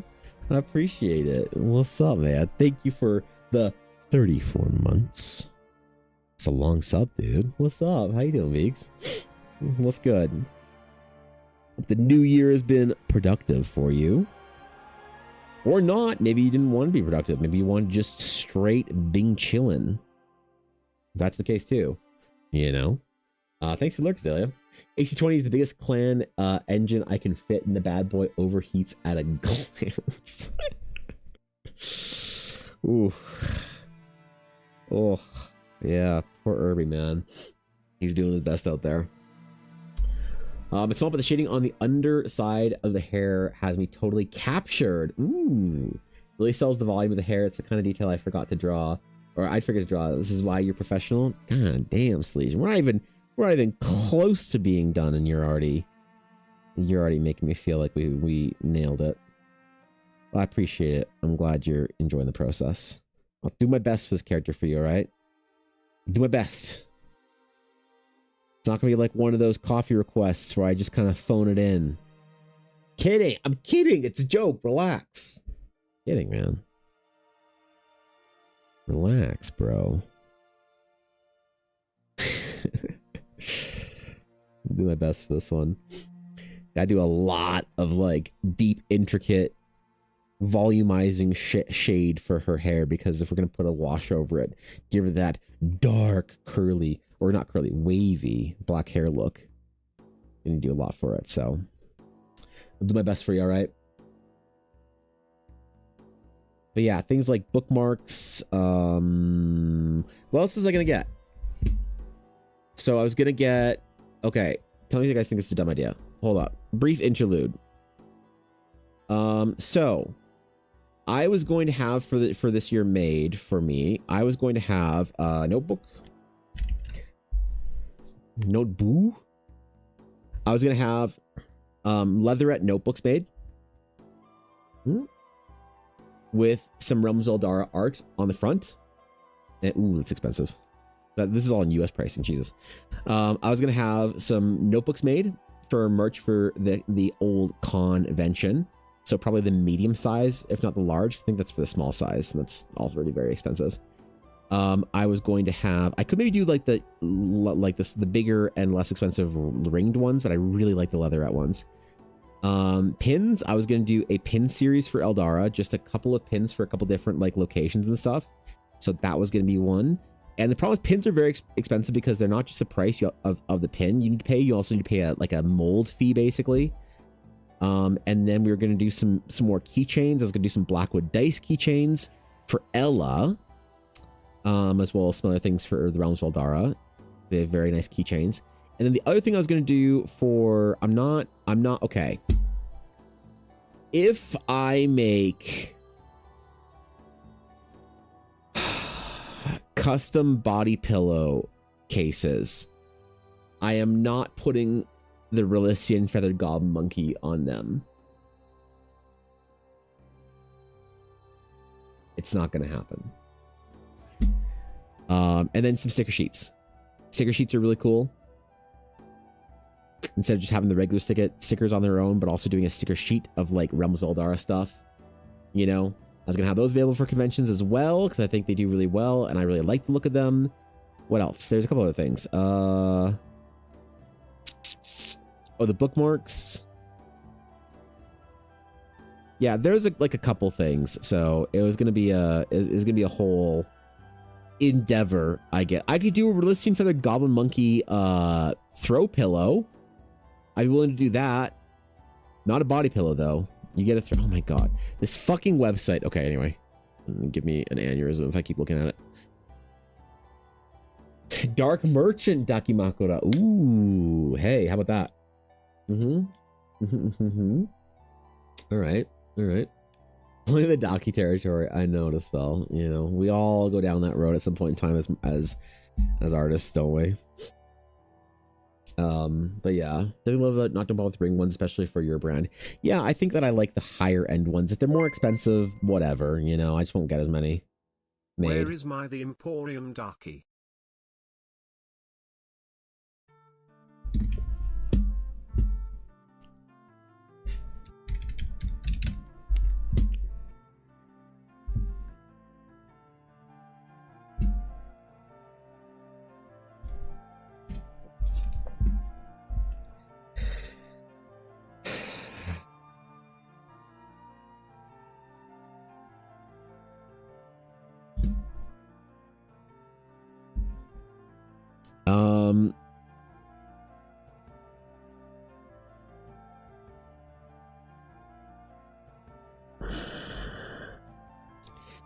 So they're gonna cost me $15 for $16 each plus shipping, and I have to buy 5 of them.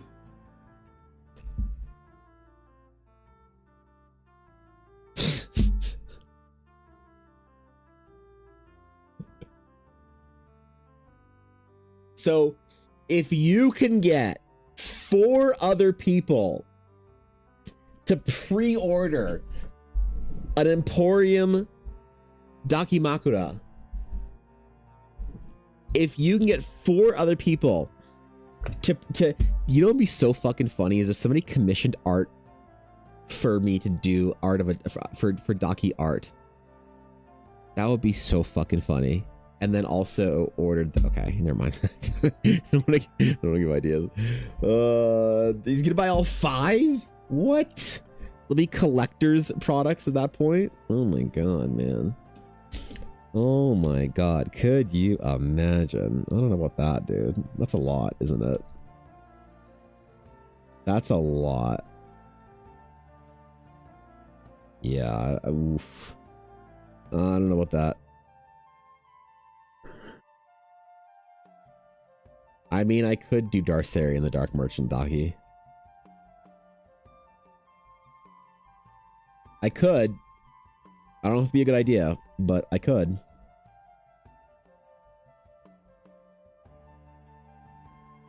It might be a mistake, but it might be a mistake that I'm willing to make.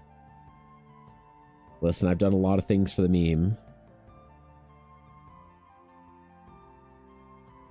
I was thinking about doing a merch bag for EldaraCon this year. For our digital EldaraCon.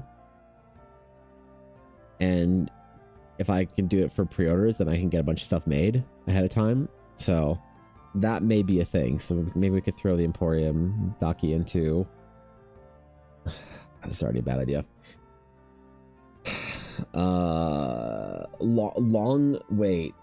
Long Sari and the Dark Long Boy. Nobody wants that, Daki.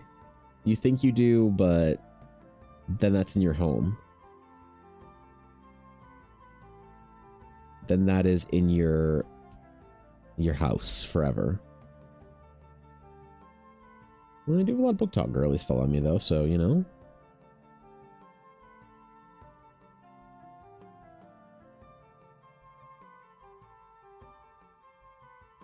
You never know, man.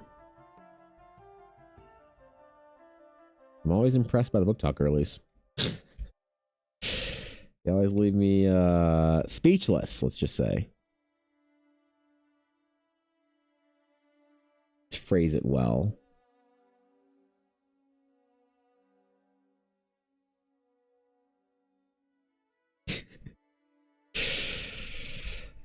Elves. Okay, yeah, focus up. Elves. You say it like's a bad thing? It is. What do you mean? I am an artist of decent stature. And, you know, I swear to God, we need to kill the entirety of Project Evangeline. I swear, we need to get rid of Project Evangeline. I am a soon-to-be father. My son can never know. He can never know. Ugh. That or he'll say that he needs to send his father 2-3 year Dagestan and forget. Be it. We're trying to decide how to get to GameCon. Do I drive or fly to Edmonton? If I drive, do I go through Calgary or Jasper? Well, I will say the drive through the mountains is really nice, but to be honest, it's nice the one way, and then the other way you're like, oh, like the way out. I think the drive to between the provinces is really lovely. The problem is that when you're done your trip, you have 12 hours of driving then to between home and where you are currently, and that's a lot, you know.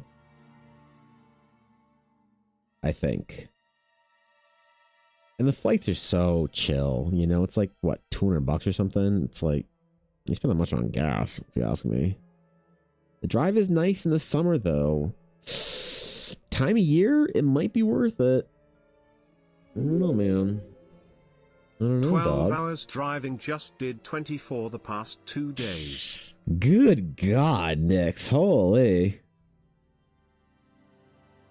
I hope the trip was fun. I hope that was a good... Thanks for the sub, though. 43 months, Nix. I appreciate that. Thank you. Goddamn. But yeah, I hope that was a good trip, you know? Back from Texas. Oh, shit. Did you go home for the holidays, as it were? Pack the fam up and drive down for a Texas Christmas. Yeah, I don't know, man. Like it's a long drive, but it's not bad, right? Like to drive, okay, then driving through the mountains in the summer, any kind of excuse you have to drive through the mountains in the summer is pretty good. It is. I don't know what we're like I still don't know what GameCon is going to look like. I kind of want to do a after. So here's what I'm thinking for GameCon, because I will be likely alone at GameCon, because baby boy should be born in May, late May, and then GameCon is in mid-June. So I don't know if, and I don't think Ella will be coming to Edmonton with me. She might, but likely not.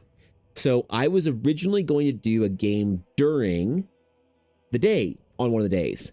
But GameCon has an after-hours gaming area that's open from the end of the convention, or when the convention closes at night, to midnight.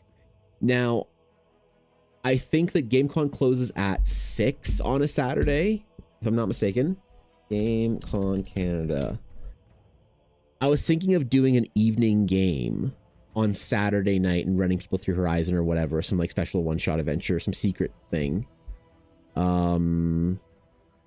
Saturday, yeah, okay, so 10 to 6, and then there'd be enough for like a whatever, you know, 4-hour game or something like that in the evening, right? That could work.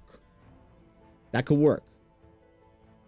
So I'm thinking maybe we do an evening game, because I was thinking, just speaking of GameCon, I was thinking about running if there's interest. Because I know Steve said he'll already be there. Steve, if there's interest, might have to ask. I think Greg might be there. You know? I think plus one to hit. He'll be in Edmonton. Contend virtually and heckle you. Oh god. Okay. Okay. I don't need a Relician Feathered Goblin Atari just talking shit at me. And got the flu. I'm sorry to hear that, Nix. I was also sick over Christmas break with, I played through COVID again, and then I had so much fun that I got the flu DLC afterwards to run it back. So I totally understand. I empathize out. Bad times, but I hope you're feeling better now. You drive between Vancouver and San Francisco, usually between 4 and 6 times a year. Holy shit. That's a beautiful drive, though. You know? What's up, Lou? Good to see ya. Listen good? Thank you, Anna. I appreciate it. I am fantastic. We're just chilling today. Catching up on the old coffee sketches. Oh, yeah. I'm in a work-ready mood, so that's a good one. Hope you're well. If you need a hand at GameCon, I have time in June. I might, actually, but the problem is, Koi, GameCon is in Edmonton. And we all know how much you hate Edmonton, so I don't know if I'd want to do that to you. Hey. Oh, shit. Sleasion, are you still here? Oh, shit. We need to ask our client. Normally, we don't ask clients for input on stuff. Okay, whenever I say I see Sleasion next in YouTube chat, let me know. Someone yell at me. Also, I might have my son and daughter-in-law as well. They play if available. Fuck yeah. That'd be cool, actually. Yeah, sick. All right. You haven't driven absurd distance at once. You even live in NA. I mean, yeah. I think the longest drive I've ever done is Calgary to Vancouver, which is about a 12-hour drive. I think that's about it. Maybe like 11 or so. But I will say, though, that the longest feeling drive I ever did was Sleasion. Beauty Mole, yes or no? The longest drive I ever felt like I did was between Alberta and Saskatchewan. The problem is that, like, here, you know, let me show you the difference. So when you drive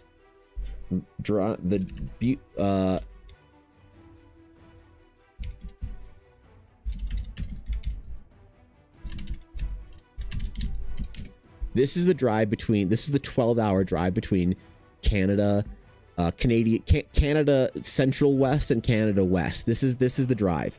This is the drive between Calgary and Vancouver. This is what you get. All right. This is it. Endless regent forests, beautiful, clear, crisp mountain air. You know, trees and wildlife.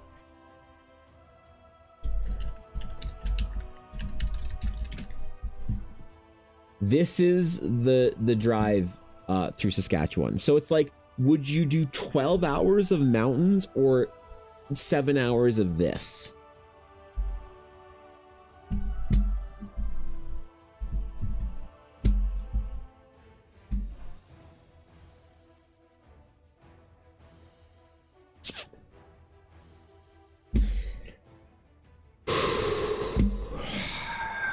So I will say, Vancouver is the longest drive I've ever made. Saskatchewan felt like the longest drive I've ever made. So, might give her away. It would be too hot for such a shy enchantment wizard. Okay. Got it. Got it. We check on these things, all right? Understood. Yes, ma'am.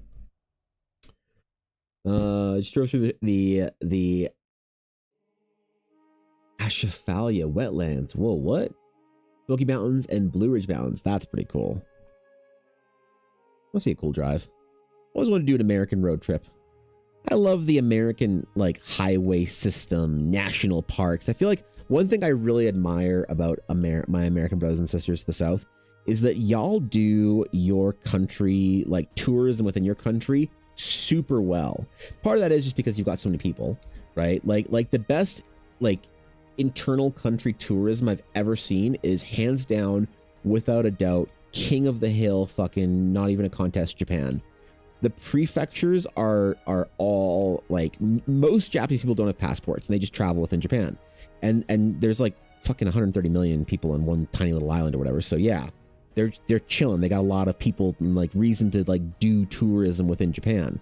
But I really love the way America does it too. You guys have a lot of cool stuff, highways and, you know, little towns and things to stop and do and lots of different landscape to go through. Driving through Canada, we're like the bigger than America, but empty and lonely. And it's kind of like, ugh, you know, there's no like cool small towns. Like the only thing in between where I live, which is like close to Calgary, and where we went in Saskatchewan was Hanna, Alberta, which is the home of Nickelback. And there was an A&W Tim Hortons hybrid there, which was cool. That's it.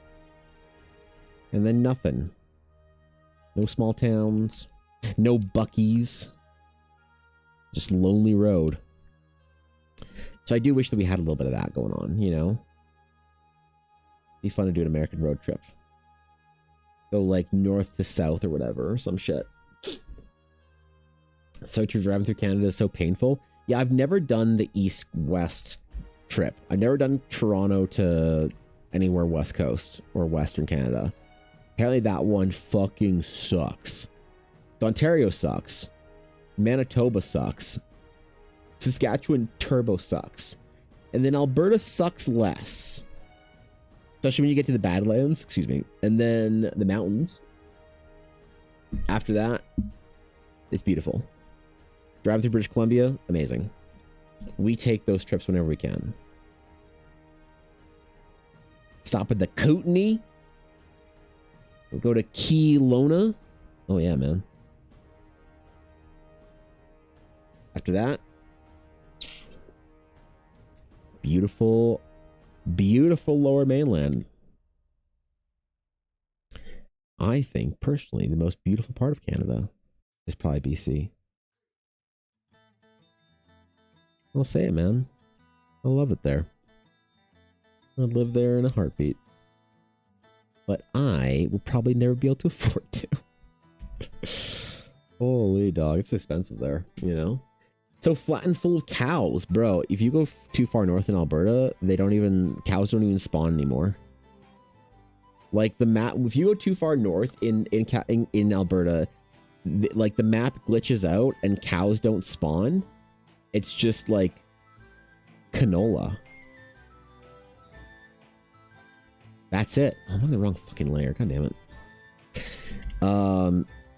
Yeah, it's tough. At least the cows are somewhat interesting, you know? Like, I don't hate the drive between Calgary and Edmonton. It's only 3.5 hours, you know? Once you get to Calgary, it's like, okay, it's only 3 hours to Edmonton. You can kind of like, you know, there's Red Deer. Motherfucking donut mill in the middle. Get that donut mill special. Holy. If there were like more Red Deer sized towns in the middle of big cities, traveling through Canada would be a whole lot more fun. Right? Because say most of the prairies are just grain, not even cows. Exactly. Going north of Edmonton was it was an experience for me. It's like, it must be what people who are in Australia that are going out into that like barren part of the country that doesn't have like a town or civilization for, you know, like 30 hours in each direction. Must be what they feel like. I know technically there's more Canada north of Edmonton, but not really. The next piece of civilization is Russia. If you keep driving north too far in Canada, it's scary, man.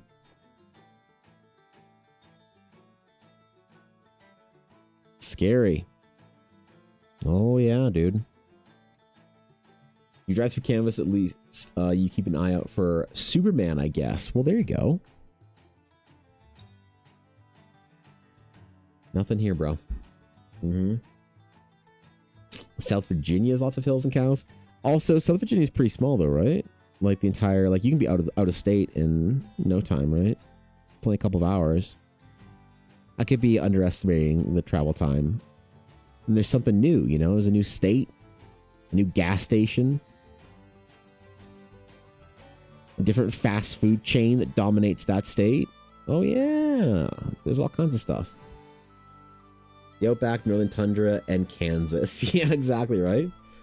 You took 6.5 hours to get through it. Wow, I would have thought that Virginia would only be like a 5-hour trek. So, all right. I wonder how far of a car ride is it from North to South Alberta? Or any of the like the Lomboy provinces. If you are in, let's see, south, let's do Del Bonita, which is close to the border. Del Bonita to Bell Rock.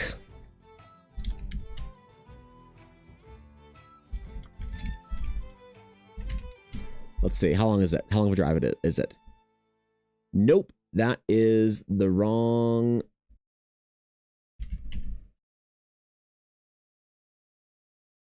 That's the wrong direction. It is 17 hours north to south for Alberta.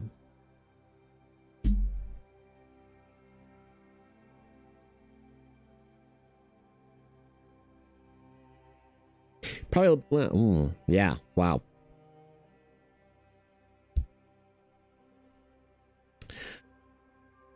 Okay, Canada. Okay. You have to dog sled at that northern part. That's true. That's when you have to get off your car and you have to dog sled or find a Northwest Passageway Explorer and offer to swab the deck for their ship for passage through the ice. That's a good. I didn't think about that. That's a good point, man. You think that you're at the border and you're like, hey, we're ready. We're ready to go into the next part of Canada, right? The next province. Nope. Gotta earn your way on a ship or a dog sleigh. There are lots of roads though in the north that you just can't take during the summer. They're called ice roads. But like if you live in the Northwest Territories, Yukon, well, Yukon's not as bad, but really the Northwest Territories are none of it. A lot of places up there, you just don't buy a lot of supplies in the summer because it has to all be flown in because all the ice roads are melted or not necessarily just fully melted, but soft, too soft for the trucks to get in. So it's crazy, man. It's a wild place to live. I don't know why anybody would. I don't know why anyone would live there. Holy shit. Unless you're like Inuit and that's where your like family's from or whatever, bro, who would want to go up there? I grew up with an Inuit friend. She was always, I asked her one day when we were in junior high or whatever, I was like, do you ever want to go like back home and like, you know, you ever thought about like moving back home? And she's like, fuck no, man. It's cold up there. I'm like, but your family, your culture. He's like, bitch, I fucking Dairy Queen, McDonald's, shopping malls. It's like, damn, I can't argue with that. Okay. It's like, there's no GameStop up there. Fair enough, man. You know? But those explorers all died in the 1900s? You'd think, but if you want to go north of the Northwest Territories, that's who oh, maybe they're the ghosts. The ghosts, bro. You know? Don't want to live as far north as DC? Oof, yeah. Hey, reasonable, you know? Reasonable. Canada's cold. Even the north part of the US is cold. I assume the North US gets harsh winters, just like Canada. Like you got the Minnesota winters or whatever, or like Buffalo winters. I presume that they are almost as intense. But even within Canada, like where I live close to Calgary, we don't even get as harsh winters as even Edmonton, 4 hours north. 4 hours north, 3.5 hours north of where I live. They have harder winters, and then you go even further north and you're stuck there, man. You know, you're never coming home. So it's franchise are essential now, can't live without. Yeah, exactly. Exactly.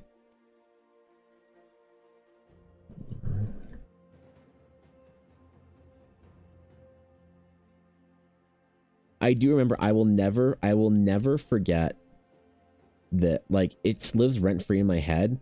But that Inuit friend that I had in junior high school and high school, I remember I asked her one day, because we'd always like talk about, I don't know, it'd be like, we'd be talking about like prices on shit and whatnot, because she grew up in the north. She'd always be like, damn, I just bought I can't believe I just bought this entire 2 liter of soda for like $1. And I remember being like, yo, don't you miss the wildlife up there? And she's like, what do you mean? Like bears and shit? I'm like, no, like the majestic narwhal and stuff. And she, I remember so clearly, we're in physics class, and she turns around and she said, bitch, if I want to see a whale, I go to Walmart. Holy shit. I guess I don't think she moved back though. I think she stayed down here, you know.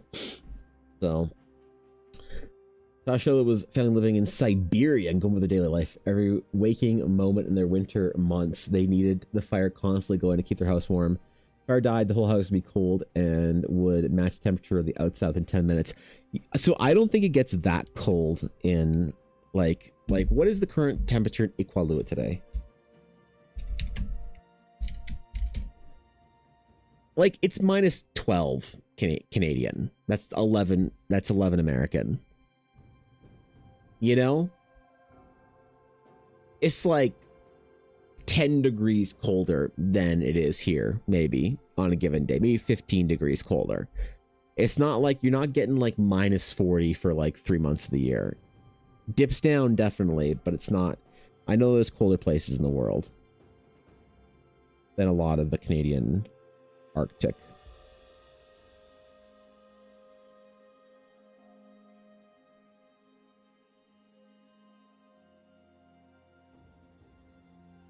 Only 10 degrees hotter than yesterday in Calgary? Yeah, right.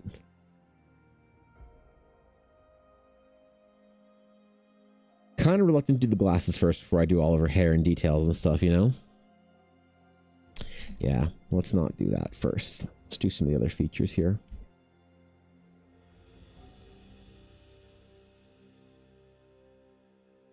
You couldn't pay me to live further north in Canada, though, unfortunately. Actually, that's not true. You could absolutely pay me. You just have to pay me a lot. Look, it's not the worst thing in the world to live in the cold regions of Canada. So Canada. It's just a little exhausting after a month, whatever, of not seeing the sun. You know? Not seeing the sun for like a month or two is fine. You got Christmas coming up, but like January, February, March, especially with the sun not rising anytime soon. Oof. Further north than that, yeah, that's a lot.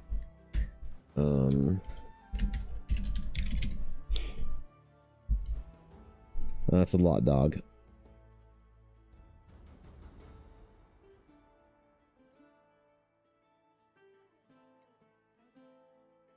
And give her cute little high elf ears while she masquerades as a drow. Filthy, disgusting, spider-loving drow. Mushroom-picking, underdark liffin' drow. I want to hear what you do with Minthara, okay? If Canada and weather, maybe summers, I'll be heading to Good Canada, I think in July. Ooh, really? Where are you going in Canada? Doing the East Coast thing? Seeing Niagara Falls and Toronto, Ottawa, Montreal. Or are you doing the West Coast thing and doing Vancouver, Victoria? You were staying a friend for a week or two. Oh, cool. Fuck yeah. That's dope. Hell yeah. In the Great Canadian Mountains. Well, there's a lot to do up here. If you're close enough by, let's hang out, bro. Last time a mod was in my house was November of 2 years ago. No mod has ever come back. God damn. Am I the problem? The lake house, like an hour west of Calgary. Like in Canmore? Because if you hit an hour west of Calgary, you're automatically in the mountains. That's cool. That's a great kind of area to, bro. Yeah, no. That's a sick locale to spend a week.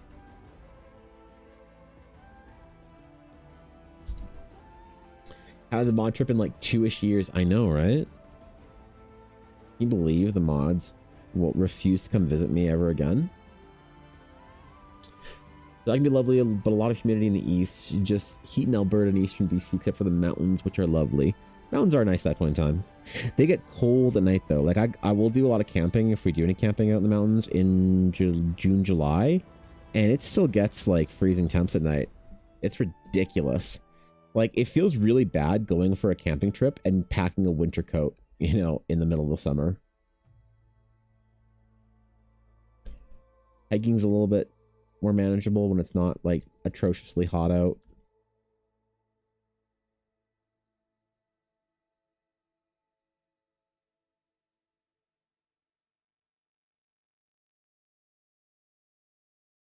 It's a sick time of year though. You'll miss the Calgary Stampede though. What a shame to come visit Calgary without being there for the Stampede. I think Weston will be around Calgary on a lake. She listed the town 3 times. Keep forgetting. And I'm flying to some small airport though. Oh,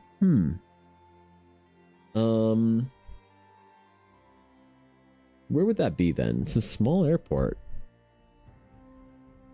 for an international flight. Huh. All right. Cool. Cool, bro.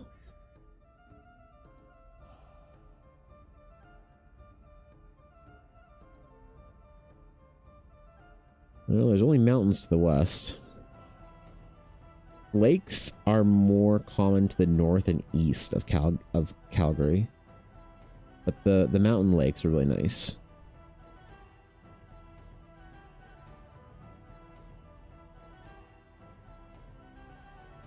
Good old Banff and Kananaskis.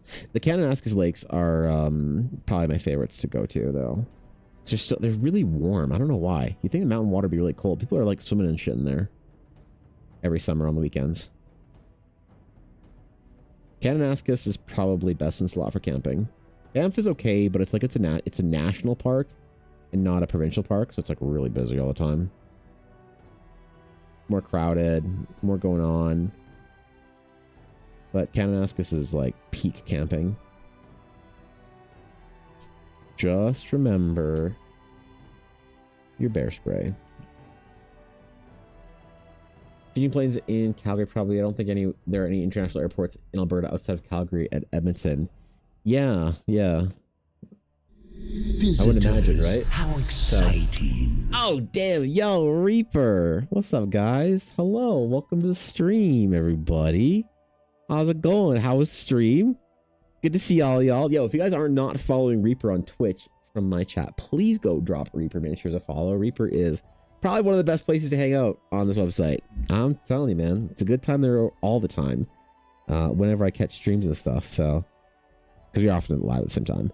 But please go follow Reaper. They're amazing. Amazing people. Amazing community. It's a good time. Welcome, everybody. Good to have you. If you guys are new here and you're unfamiliar, hello, my name's Evan, and we're drawing a D&D character for somebody. Today, a drow masquerading as a high elf wizard of the court. What secrets await? I don't know. I didn't get that far in the bio, so. Thank you, Thorkin. I appreciate that, buddy. But welcome, everybody. It's good to have you. Yeah, I suppose we're going full high elf for this, aren't we? We're not really doing much of the drow. I still think she's a drider. I don't know, man. Really, Fort Mackles is an international airport. Does it? Oh, really? That surprises me, actually. I don't know why. That might be what, the most far north international airport in Canada? In Fort Mac? That's a place to go, right? How does a drow pretend to not drow? Alter self. She's apparently under an illusion of alter self to pose as a high elf. I wrote the character's name down. Lorena. I wrote down her high elf name, not her drow name, which is also Nyx. Nyx with a Y though, Nyx. So a different kind of Nyx. Cold 60 was made for this somehow, even though my family is Alaskan. Yeah, that's true, Salesian. Shouldn't you have better resilience in the winter? Come on now. Come on. It is really funny though. I was telling Ella when we were coming home from our appointment yesterday. I don't like the temperature, the cold doesn't bother me right now. Like I'm taking you out in like shorts and stuff when it's like -20 or -15-ish here, and I'm like not phased. But I remember when the fall hits, before you settle into the winter, it's like, 5 degrees out, like it's above freezing, and I'm like, ooh, gotta put on my big jacket, By January, it's like barbecue weather. I was contemplating barbecuing a steak yesterday. I made Ella a nice big steak. She said baby demanded steak, and I said yes, dear, and so I made her a steak.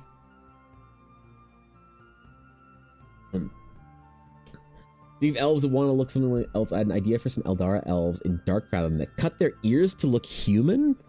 Oh my god. Oh my god. Alright. There's some weird shit that happens in Dark Fathom, man. There's some weird stuff going on there. You gotta be careful, man. You get swept away on an adventure, and next thing you know, you're serving life on a pirate crew. Smart baby, yeah. Ella's cravings have been all over the place, but she's been wanting some steaks. Part of me is mad that it was a boy, just because everyone was telling her, oh my god, it's a boy, based on like her cravings. They're like, oh, you're craving salt, that means it's a baby boy. And I was like, no, I have POTS. I'm supposed to like drink 4,000 milligram electrolytes a day. And then everyone's like, see, I knew it. I knew it was a baby boy. See, I told you. It's like, you didn't know shit. Shut up. I was kind of hoping for a girl just to be like, ha, get bent. It's a bad reason to care about the, gender of your baby, but listen, I was petty like that. So it was 80s in Texas. I want to go back. That's pretty nice there, I will admit, That's some good husbanding. Thank you, Salesian. Appreciate it. Appreciate being recognized. Sabby won't get girl dad, Evan. Yeah, I know, man. I would've been such a good girl dad, bro. I might still one day. Who knows? Maybe one day. I would have loved girl dad mode. I'll never get to braid hair. Damn, that was my eraser. Shit. Messed my eraser up, not my regular brush.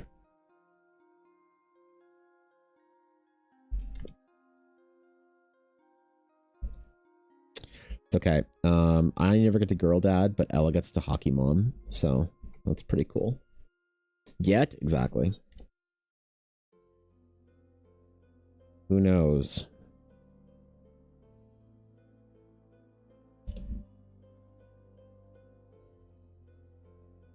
I'm just grateful baby's healthy. I get to see my son again on Friday. I'm excited. I get to see him again. You do this on separate layers. Oh, whatever.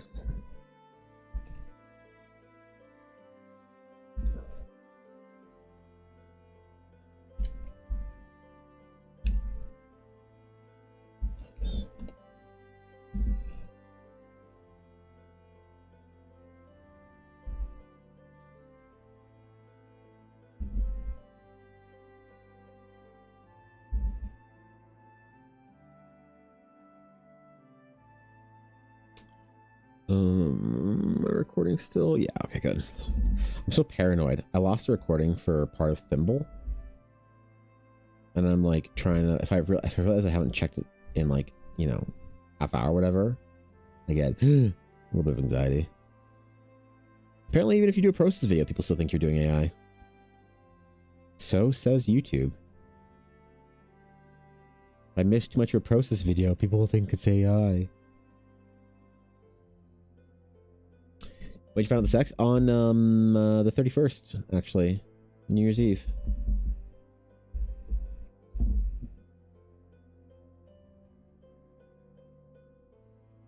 That's pretty cool, man. Pretty cool one.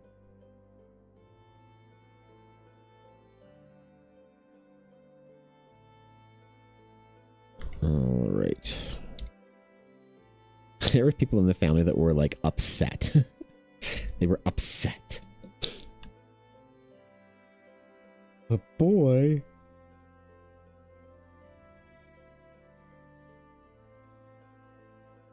Like, chill, bro, chill.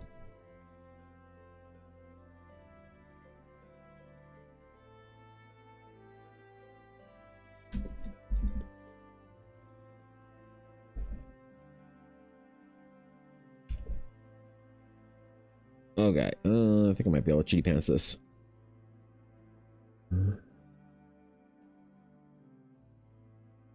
Crap.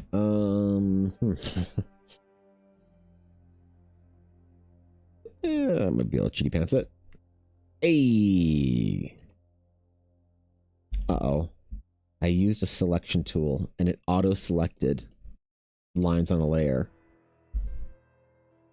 Uh-oh. That's like a small primitive form of an intelligent selection. An artificially intelligent selection. It's over for me. Imagine my shock when I've not been checking Discord the past 2 weeks and I get DMs for Evan like, yo, I was looking at baby names and, well, I told the mods. I posted in mod chat like fucking September, whatever. So I thought you knew. I'm sorry. So I was like, guys, I'm going to be away a lot. I'm going to be away a lot. I'm going to be missing. There's going to be lots of appointments. Cover for me. Cover for me. Yeah, I'm sorry, Fox. Thought you knew. My bad. My bad. I know. I just, I should have known. I'm sorry. I just like thought that I told everybody. You know, thought that I AOE told everybody, and I forgot that I didn't. So that's my bad. I'm sorry. I'm sorry.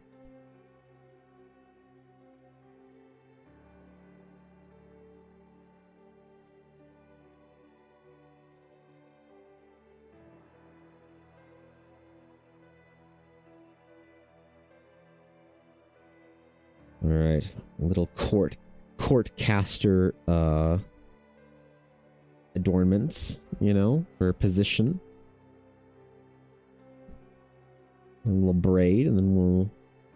I think like the hair's gonna be mostly a dark fill, so I don't want to do too. Well, we'll do pretty dark like shadows on it, like a lot more of this kind of thing. So the shadows are really deep, right?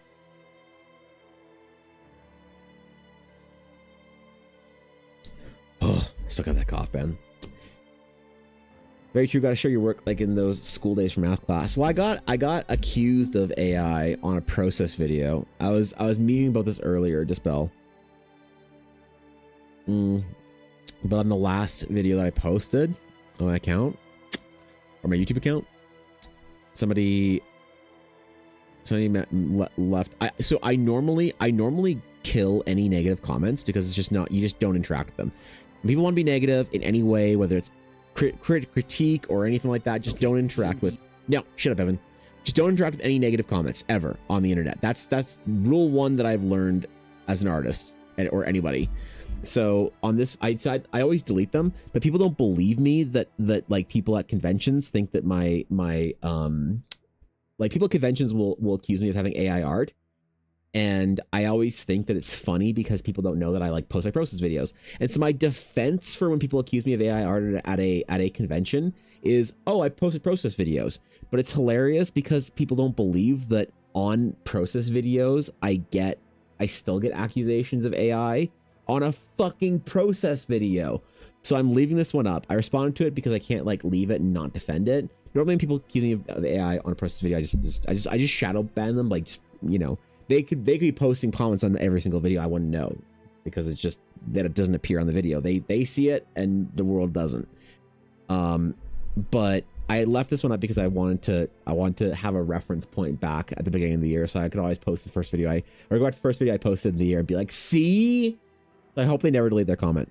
But oh my god, like some people are so brain rotted, they're so internet coded, they're so terminally online that you'll never be able to help them. And I think that somebody that's like so viciously trying to find AI art in the world that they will see a process video, like a sped up but real-time process video, and think it's AI. It's like, I can't help that person, you know. I can't help them. But it's true. Everything you do, absolutely nuts for process video. I know, dude. God, fuck. Was AI, it's better to give it a zero interaction, so it does right. Which if they think it is, it's like it's better to just like ignore it or whatever, right? But that's the reason why I say terminally online rage coded, because they just feel the need to like there's this whole contingency of people that are just like hungry, desperately looking for AI art to be the one to like take them down, you know? Yeah, I knew you were saying next, but I don't know, man. I guess you just can't help everybody.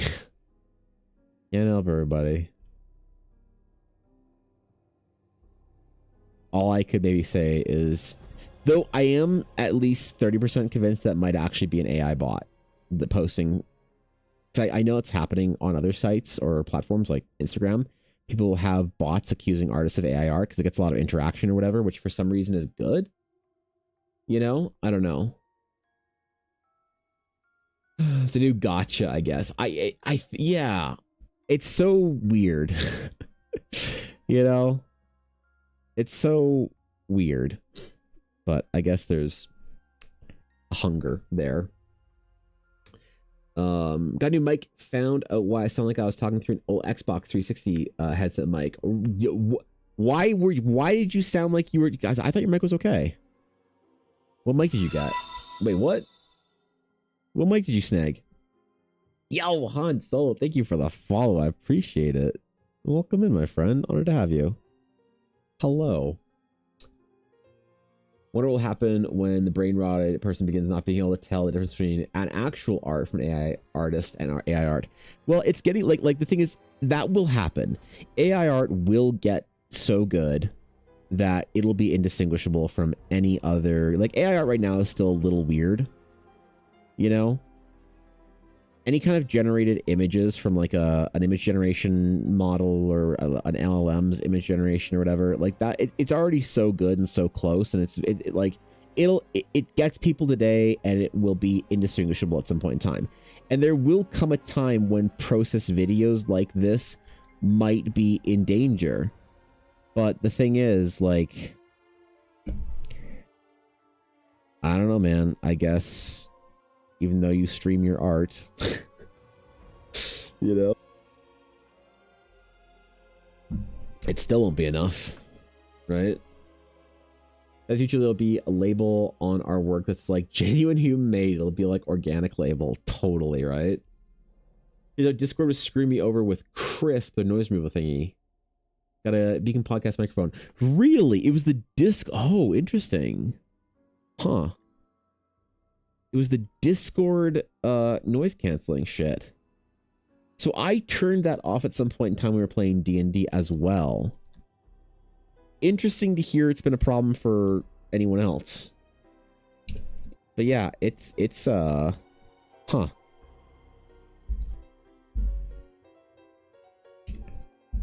Interesting. Well, that's cool, I guess. Figure that shit out. How did you discover that, though? You know? The art is following a bit of a process similar to photography when it was introduced and grew from black and white to color and digital and such. Yeah, I mean, like my opinions on art and AI art are like super unpopular, I think, amongst a lot of artists, because for me, I'm not as enraged as other people. Like, I'm not sitting here crying, shaking, literally projectile vomiting over it. I just kind of don't care, and it doesn't impact me like much. The only thing is, like, I try and if an artist is like actually like, the thing is, I think the problem is the fear artists have that they won't be able to have a career. I think that's one of those like adapt or die things. You know, you have to change the way you, if you want to do art as a profession, you have to change your model. You have to change your business to accommodate for the fact that you're in a world with sort of mass production, like bespoke mass production available. And I think there's ways you can absolutely like I am personally not afraid for my career at all, because I always situated myself to not be at risk of what I called the Fiverr artists, the Fiverr mafia, right? So I don't. So if you never competed with Fiverr, then you'll never have to compete with AI, and that put me in a position where I'm like really solid. But a lot of artists don't want to do it. You tell a lot of artists what.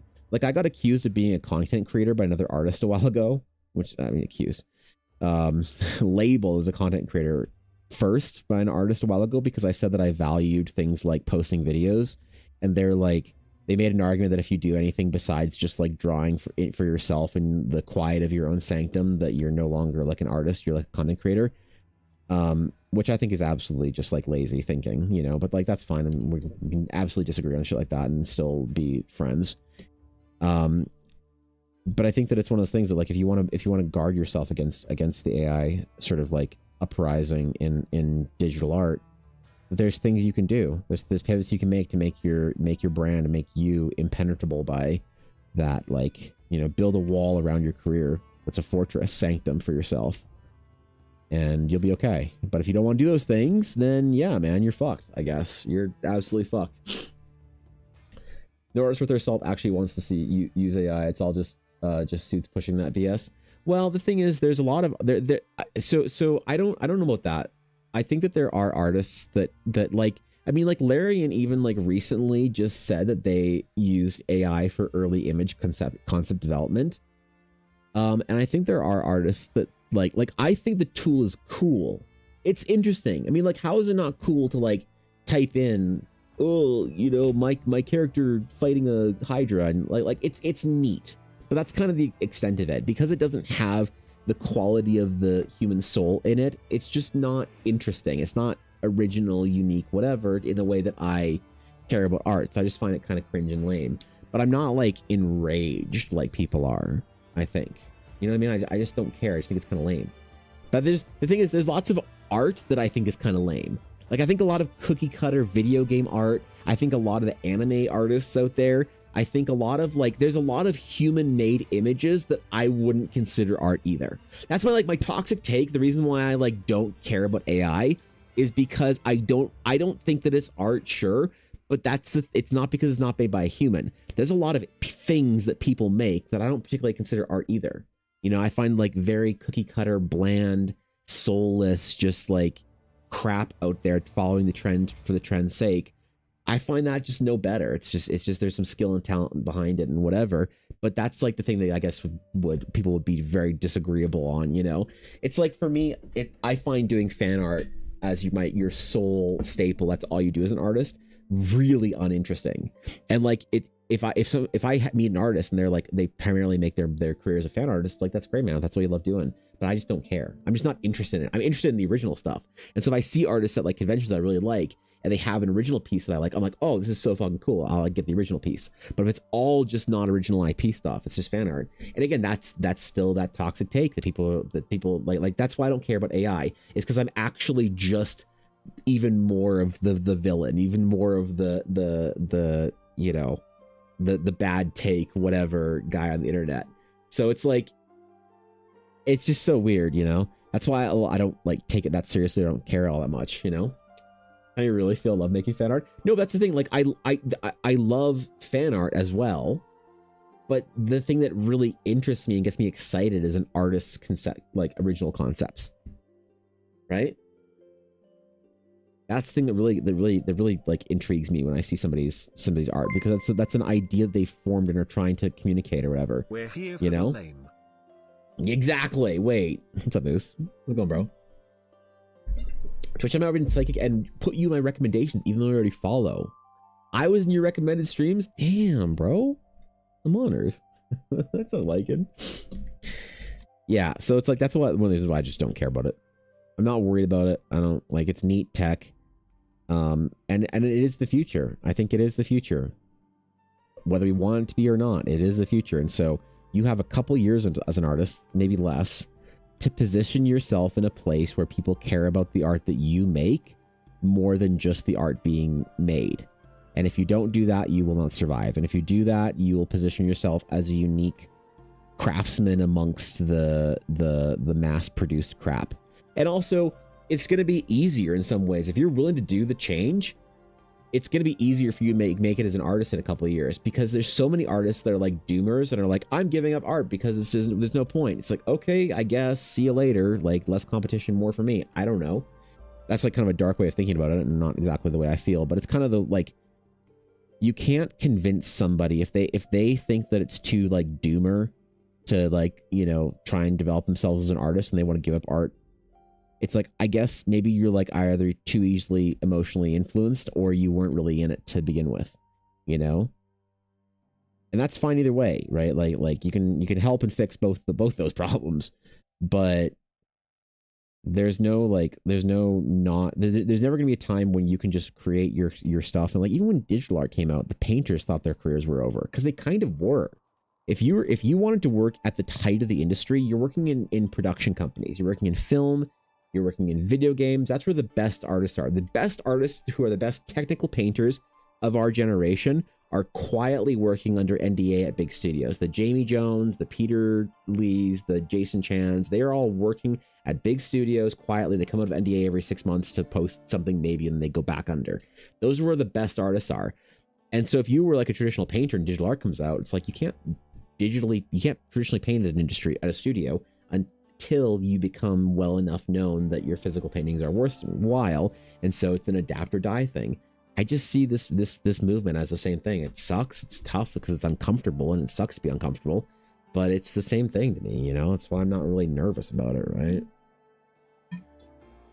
There's fan art and there's artists that do fan art exclusively of stuff they don't even know. Yeah, and like, that's the thing is though, like I can respect that, Lemon. I can respect that from the business standpoint, that you're trying to like appease the trend and like make your living.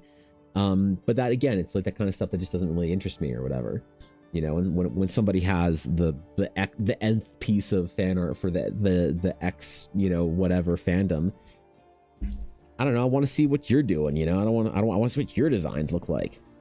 I don't want to, which is cool, but I do like when I see artists and their take on a design existing. I'm like, that's really cool. Like I would there's some things that I would love to see. Like I would love to see, you know, I'd love to see Thorkin do, I don't know, some like, I'd love to see Thorkin do sci-fi or more sci-fi stuff, because I think he does a really good like sort of inclusion of some of that into fantasy. And if Thorkin did like some Star Wars or 40K fan art, that'd be fucking lit, right?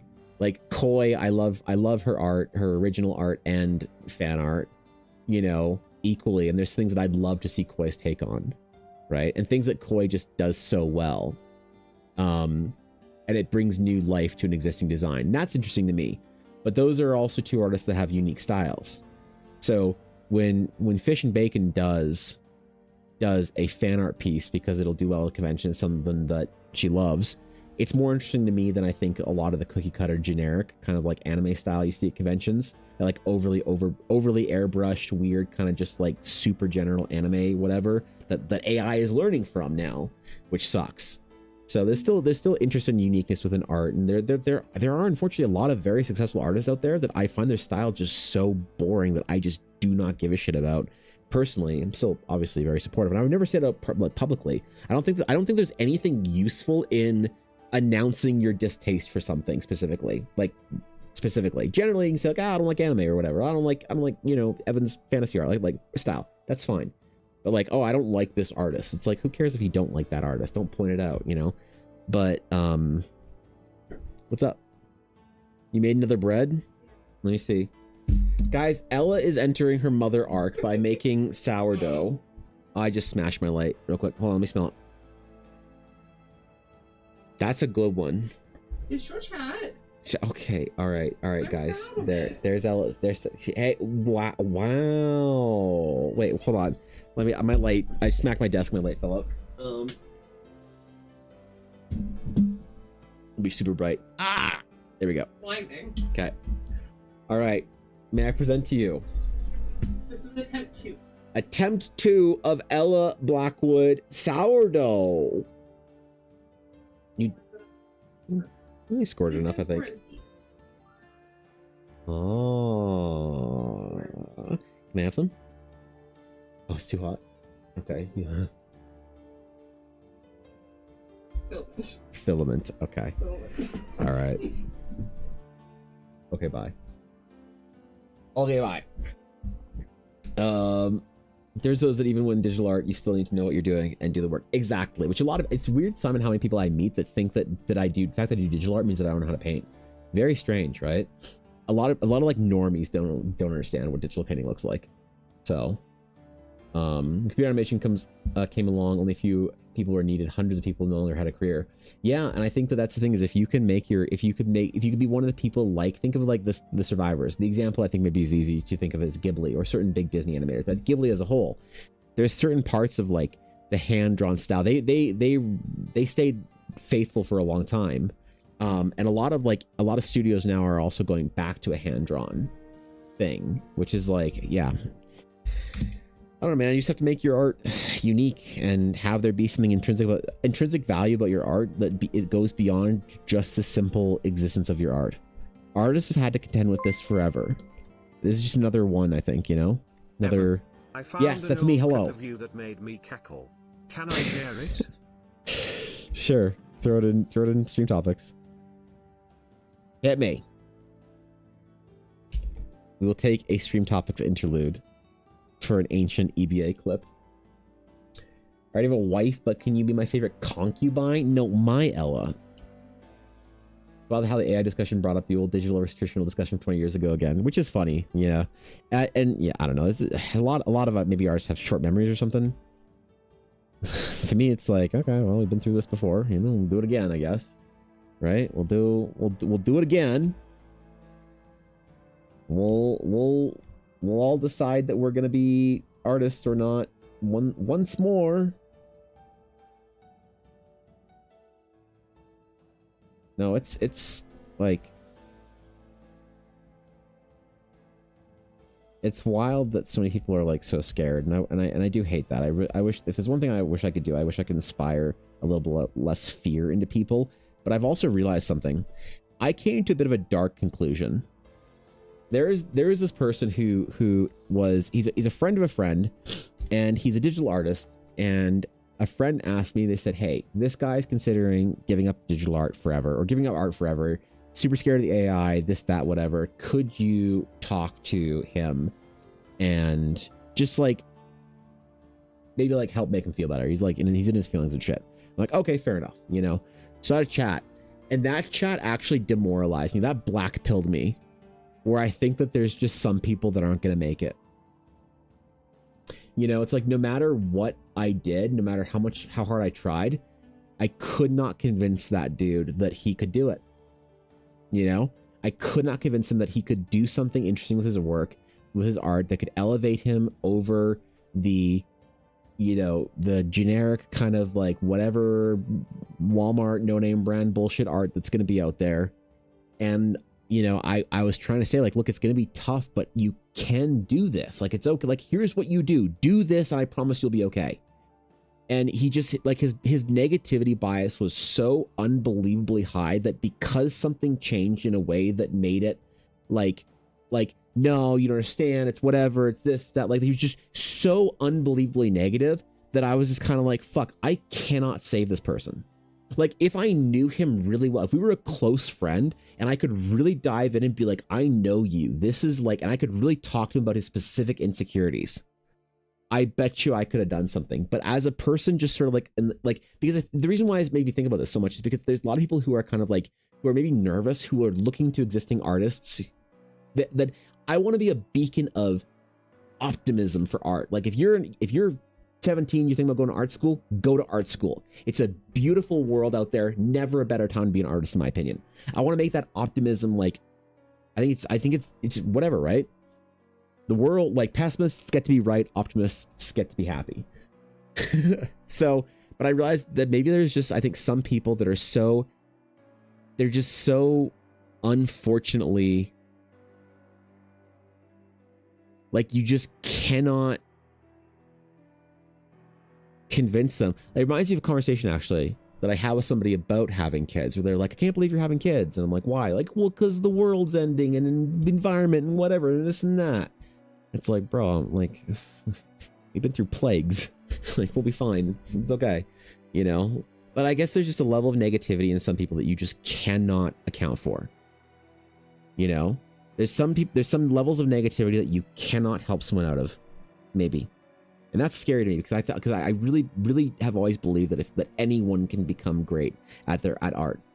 Anyone can become great in general, but I always maintain that everyone can be an artist if you want to. It's a choice. But I'm worried that maybe there's just like a disposition that some people have towards a negativity bias. And I have a strong negativity bias in life. I'm definitely a glass is half empty kind of guy, and I try and fix that because I know it's not productive. But I think there's people who are just so far gone that it's like, man, that guy gave up on art. I don't know. I think he gave up. I'm pretty sure he, like, I don't know. But yeah, man, it's fucking scary, right? It's like, we'll never try again because AI and Photoshop and whatever, and, you know, ChatGPT, and it's most dangerous to try and save a drowning person. Yeah, and like, I wouldn't befriend that person, you know? Like, I was willing to have that conversation, but you know what, Nick, there was a bit of a disgust reflex, and I'm ashamed to say that, but there's a bit of a disgust reflex at a certain point in time where I was like, get this person away from me. Like, holy fuck, get this person away from me. I cannot be around that kind of negativity. Right? It was, yeah, you're right, you know? Saving drowning people is very dangerous. Shared in stream topics? Okay, let me finish the braid and then we'll go take a look and see what kind of fucking nonsense this is about.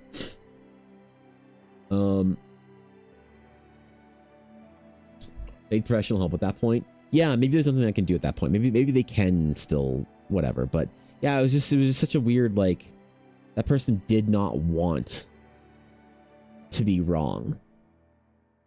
They didn't want to be wrong. They did not want to, like, see that, like, there was always a reason, and at a certain point in time I was just kind of coping. You know? Maybe it's a self-confidence issue, I don't know. So I realized that there will be artists that you know, that this change in our career or in our industry will leave behind. There's artists that won't make it because they don't have the fortitude to do it. And I realized that it was a weird realization for me when I was like, kind of, fuck. There's people that just, no matter what you try, they just won't make it. Their career's over. They'll never make art again. Fuck. It was very disappointing, but just there's a doom linger that overwhelms. There could be a chemical trouble in the brain or just moments of doubt, but overall they need to be beaten is what they fear the most. Oh yeah, right. Yeah, it's tough, man, you know? I don't know. Plus, when I talk to people like that before, it's really hard. You want to help, but you just can't, and you have to walk away. Yeah. Yeah. No, I mean, that's huge. And like, maybe I'm just like uniquely equipped to think about this because there was a time in my life that I had given up on my art career. Like, I don't talk about it much anymore on stream because it's like not a big part of my brand anymore. Like, when I first started streaming, my brand was I am attempting a redemption arc in life. I am attempting to become a real artist. And at some point, I don't know when, but probably sometime last year, I did it. And it's like, fuck, you know, but like, I was there, man. I had given up. I had like sort of, you know, gone through all the emotional destruction of always knowing that I was going to be an artist for my entire life and then being so broken down over it not working and whatnot, and life kicking me in the nuts and health and surgeries and everything that I thought I would never make it. I thought I'd never be an artist. And there were years there, man, where I was just dying inside because I thought I would never, ever be an artist. You know, if 2019 me could see me now, he wouldn't believe it. 2017 me could see me now, he wouldn't believe it. But so I know what it's like to try and like even though you feel all those feelings, to still say it's worth trying, to still say give it a shot. But I don't know how you help somebody like that. 2026 resolution, make more art. My 2026 goals are going to be process oriented instead of results oriented. My goal last year was for like my art and business and whatnot, was to do a certain amount of commissions, to produce a certain amount of work, and to hit a certain number or metric on social media accounts. And I did. And I more than doubled it on Instagram, which is crazy. And I realized that when I hit those metrics, they made me feel like I could have done more. Right? Sure, one sec. Oh,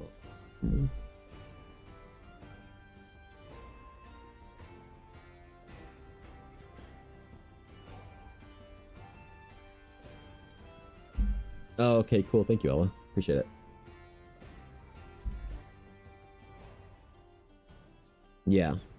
So, I don't know, man. Like, you know, you can do it. You can definitely do it. I believe in everybody. I'm starting to a little bit less, and I hate that. Does that be good? Just make it? Yeah, for real. I think I want to try and like I want to get so quick at portraiture that I can do requests for portraits on Fridays. Coffee is definitely helping me do that. I think I might be there. I may be there. Obviously, portraits wouldn't be like my usual, like normal, whatever, 4-hour things. But I want to see if I can do a decent portrait in, like, if I can do portraits that are like this sketchy, obviously not this shitty, but this sketchy level in a half hour. That'd be the goal. And then we could do requests for, you know, for Fridays again, which would be sick. Also, no, she's hot. Who/what character is this? This is for Silesian. This is Silesian's character from YouTube chat. Okay. Let's kill our delete sketch here. Let's kill it.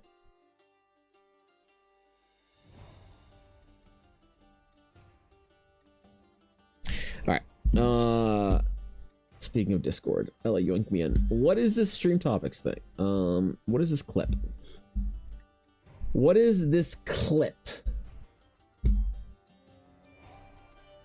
What is this from? This clip is from 3 years ago. All right, what is this?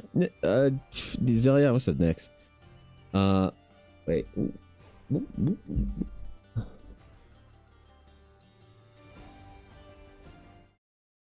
All right. What if Ashy actually wins now? What was this for? If Ashy wins, I have to just end my stream and delete. I have to just delete my stream key. Okay. She didn't win, did she? The winner of sketch number 2 is... Delete the clip. Delete the clip. No fucking... Delete the clip. Delete it. Delete the clip. Didn't happen. Didn't happen. Delete the clip. Delete it. Mods, get rid of it. Kool-Aid the servers. Yep. Ashy didn't actually win. That was an AI clip that Azalea made.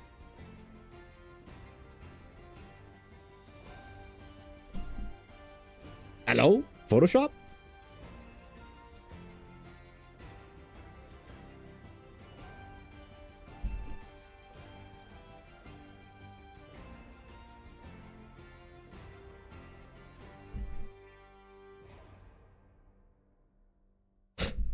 What the hell?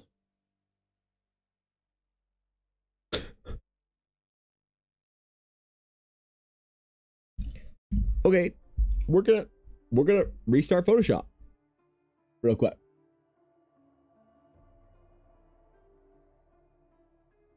It's Thimble. Oh yeah, I want to finish my Critical Role art center today if we can as well. Okay.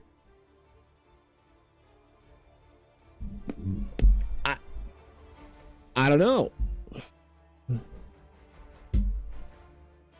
Restart recording. Yes, thank you.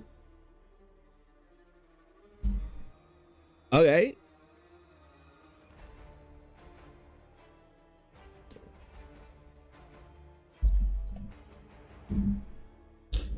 All right. Okay.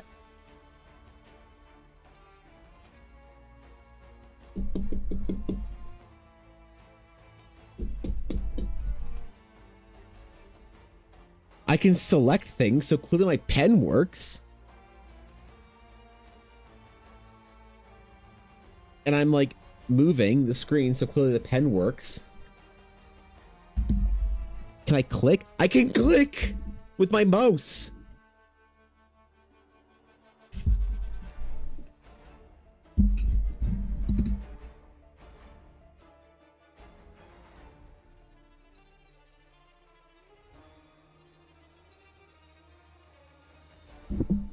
Excuse me? Time to draw with a mouse. God damn, fucking Thorkin just read. Fucking Thorkin has been waiting for this moment. But, like, Darth Thorkatine has been waiting for 5 years for this day. Okay, you fucking. God damn it. What? What the shit?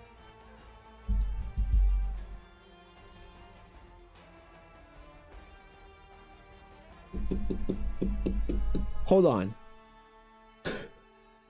Let's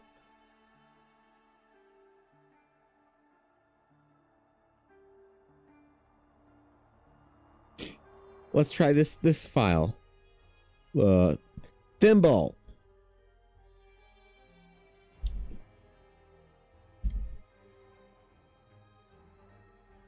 The button on the pen isn't working. But yet it can select things.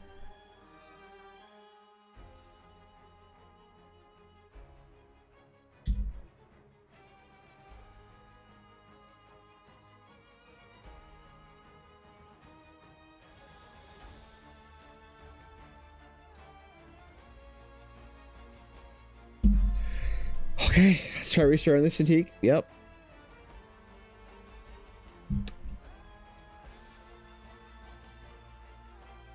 I don't know why I saved that. I'm just... Okay. Alright. We're turning it... Wait, hold on. Let me go full screen so it doesn't... I see. Shut up! Restart the Cintiq. That just... almost broke my entire stream. I see. Everything just... Okay. Okay. Alright. Alright. Listen here, you little motherfucker. Alright? Alright? I know I was gonna buy a new Cintiq this year. I know I can't get a new Cintiq this year because I have a fucking baby coming, so don't screw with me! Please. Love you. Okay.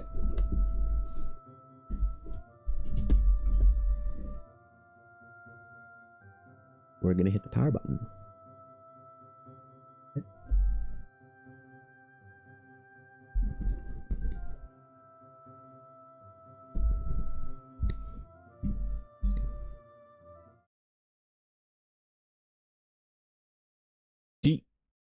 Do you guys hear that buzzing sound now?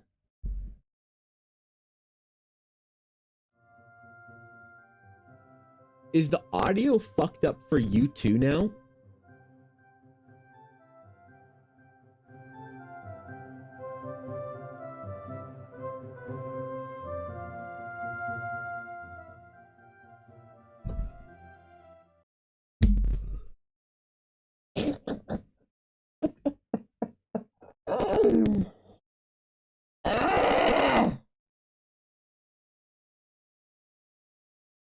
Try turning the sneak off.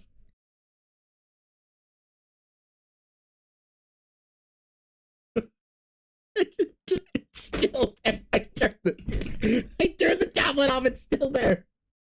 God damn it. Come on, man.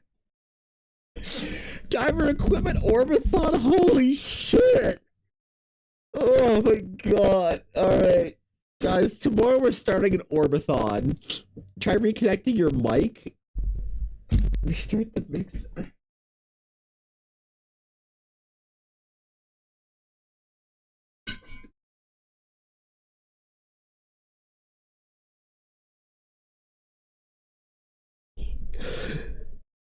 All right.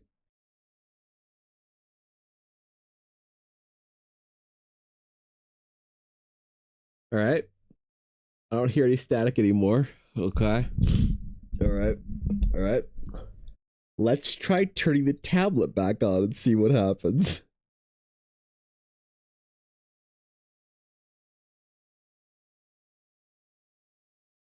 Everything froze for like a good couple seconds. Okay. All right. Okay. Let's see.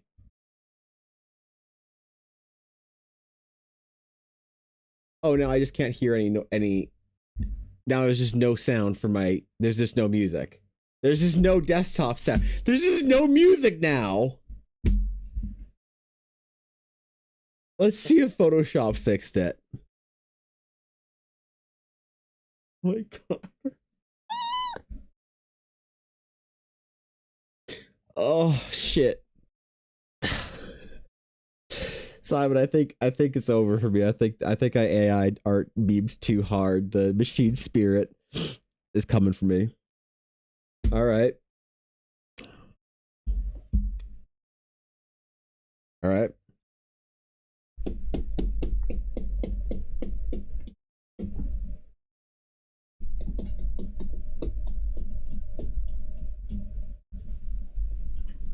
God damn it.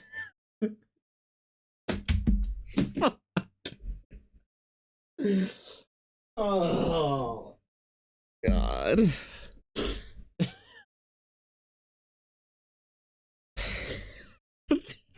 Fuck. Damn it, this wouldn't have happened if I didn't have if I'd paid if I was a real artist. He doesn't realize the I generated process video is paused. SMH.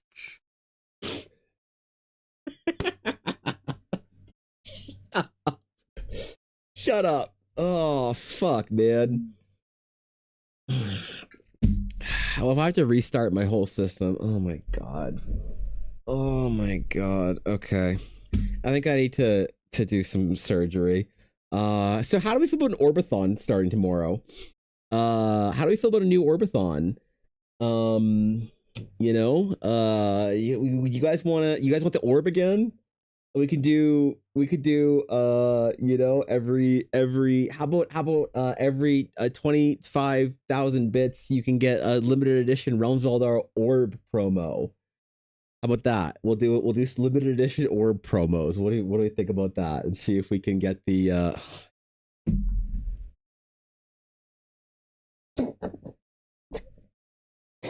don't even know what to do.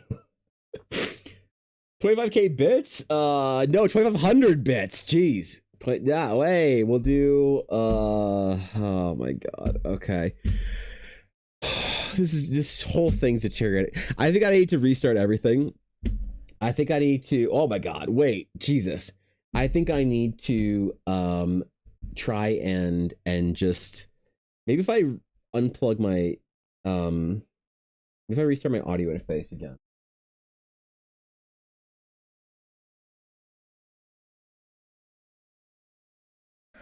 Curse the wardens and their mirrors. Can I have my probo, please? Can you hear me? Are we back? We're back. What the fuck? What the? Where did my camera go? I unplugged my Scarlet.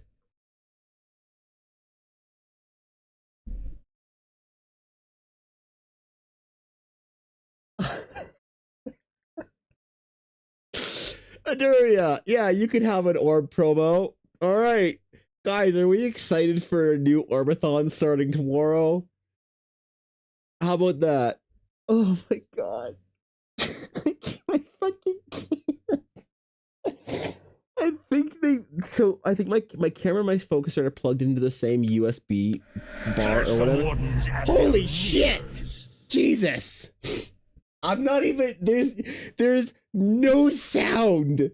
There is no there's no sound. There's no video. There's just my microphone now. There's no music. The music's playing, by the way, on Spotify. Thank you, Steve. Hey, you guys want? Okay, hold on. Let's go. Hey, I'll give you your orb promos. All right, hold on. So Aduria gets number 1. Steve gets number 2. Aduria and Steve. Hey, thanks for the. All right. So hey, guys, we're gonna end stream here. Now today, I think. Oh, man, I'm real exhausted. Let's go. Oh my god. Oh my god. Yes. But no rush on my backlog cause USA is still stinky for mailing. Tariffs are still ridiculous. Jesus, chill, guys. Calm down. Calm down. Oh my god. Fuck. Okay, number 3 is Azalea. I will make you guys. I will make you orb promos. I hope you know. I'm not fucking around. I will make an orb promo. Okay. All right. Well, I don't know if you guys can hear my music or not, but I don't think I can. You know what? Hey, tomorrow we're doing or. Fuck! Damn it! But then I suppose failure comes naturally to your kind. I can't, man. Hit a button, D. Chill, dude. Surviving a bit smell. Oh fuck. Oh my god. Thank you, Moose. I appreciate it. Well, this is a problem because I feel bad ending a stream when there's a hype train. That feels real bad. That feels real bad. It feels really disrespectful. But there's no we can't you can't there's I don't. What do I? Oh my god! When people give money. Starts tomorrow. Oh, that one coming, did you? Jesus. Okay, chill, man. Did it again? Oops. Thank you for the bits, Melanaduria. The Orbathon starts tomorrow. Okay, the equipment machine spirit Orbathon starts tomorrow. Oh my god. Dude, what even happened? I don't. Thank you for the follow. I appreciate that. What a time to follow the stream. That's that's what a day to be here. Tablet still doesn't work. Stop it. Wait. Why do you want 2 of them? Promo number Okay. to someone of your choice. Raffle it me ha ha ha. I can, or you can just have promo number 4. I'll allow it. Do you want to roll it off, Azil, or do you want it? You're fucking Mel. Stop it. Oh my god. Dude. I want to go home, man. I want to go. Okay. Hey, Koi. Hey, yo. Hey. Yes, let's roll IT off. Mwahaha. Okay, guys, if you want or promo number 4, Azalea is giving away promo number 4. You are home, Evan, D. Top roll wins D100s in chat, because we can't do an actual real giveaway anymore because the other thing broke. So D100s, as soon as the hype trade's over, highest roll wins. There we go. Thank you, Azalea. That's very generous, Azalea. Is the ad glitching? Shut up, dude. This stream is so broke, man. Everything, as soon as, you know what's actually ironic is, as soon as I came back to Photoshop from that clip that Azalea had, that's when it all broke. That, I don't know why, but when I alt tabbed from that is when it all broke. Okay. Okay, our cast with the 74. There it is. Hey, congratulations. You are now in the lead, Cass. Well, I don't know, man. Maybe we need a new maybe we need to know a new user mainframe thread pool converter. You know? You watched stuff in the past and broke the timeline. Yo, wait, what if that's what happened? I did say I was gonna delay my stream key. Oh my god, if I come back and there's Twitch problems.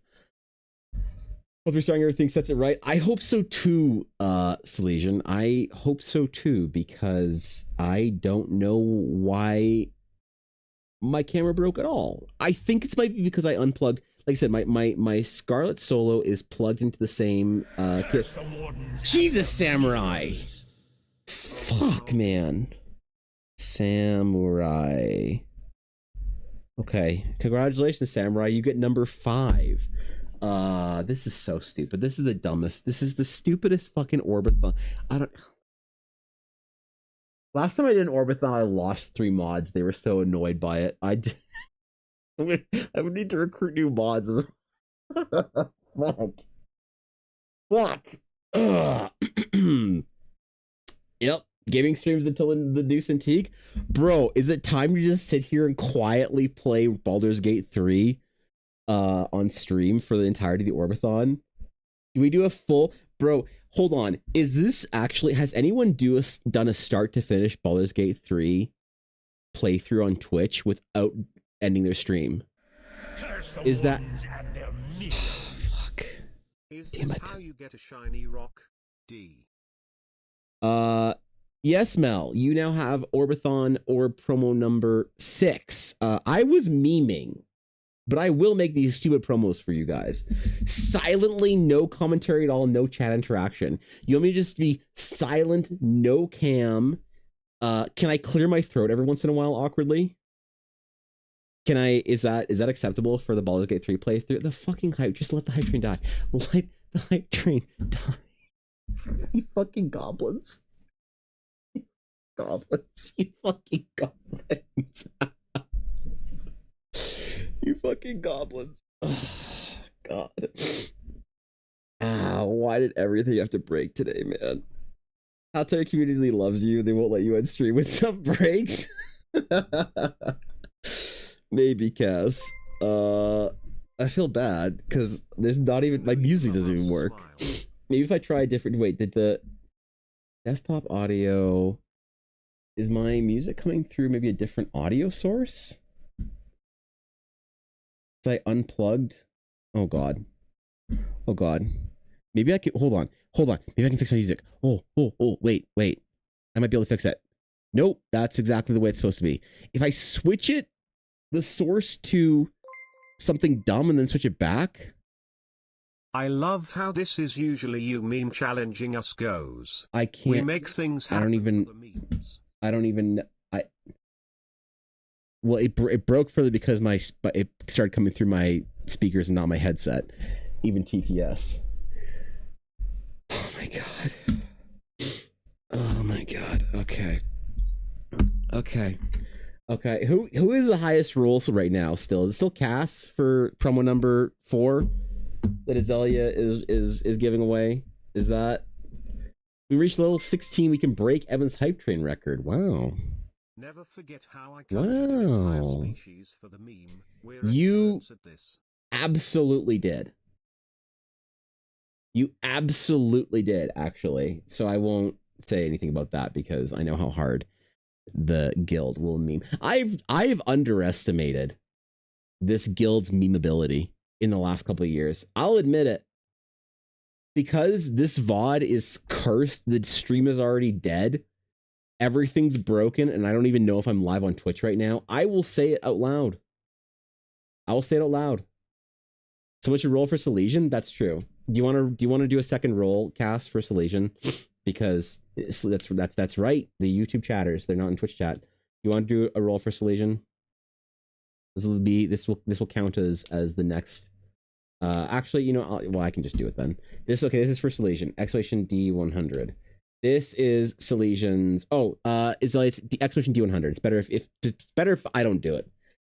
But anyway, I'll admit it. You guys meme harder than I'm ready for. You guys are stronger memers than I ever thought.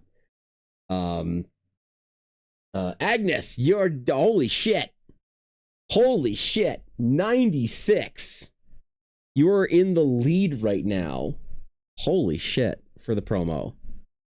Well, please, if you do win, please make yourself available on Discord so I can find you and message you where to fucking send it if you actually want it. It's a dumb little card that's gonna have a drawing of an orb on it and be limited in number. So, but it looks like you're in the lead on maybe the worst stream to be here the first time. So it's probably a nice apology that you're winning a small promo card sent to you of a drawing of an orb in the mail. If you even want that mailed to you, that's what you're rolling for, is for a stupid meme. A stupid meme and a priceless collectible. Because if my D&D dreams take off, and if everything I want to in my life comes true, you can sell that promo in 10 years for probably over $10,000. Let's be fair. Let's be honest, man. It's a first edition Series 1 promo for the Realms of Eldara. Shit, when I made the trading cards available on my print store a couple months ago, Agnes, for pre-order, they sold out almost. I think there's some booster packs left still. But that's it. There's a couple of booster packs left on the print store. And the rest of it's just gone. So like, hey, these are already proven. You're going to get a limited edition promo. Oh, thank God the hype train's over. Oh, I can end stream. I am so sorry for the fucking tech issues today, guys. I can't hear my music. My thing is it doesn't. He also believed his streaming would be going. God damn it! Stop. I expect sympathy from fellow artists. All right, well, hey, this was a lovely time. I hope you guys enjoyed your stay today on stream. I would play my outro music. Oh, you know what? Here, I'll do my phone. Here, we'll play the outro on the phone, okay? Because I can't end stream without the outro. So what we'll do is we'll play stream outro. Here we go. Okay, ready?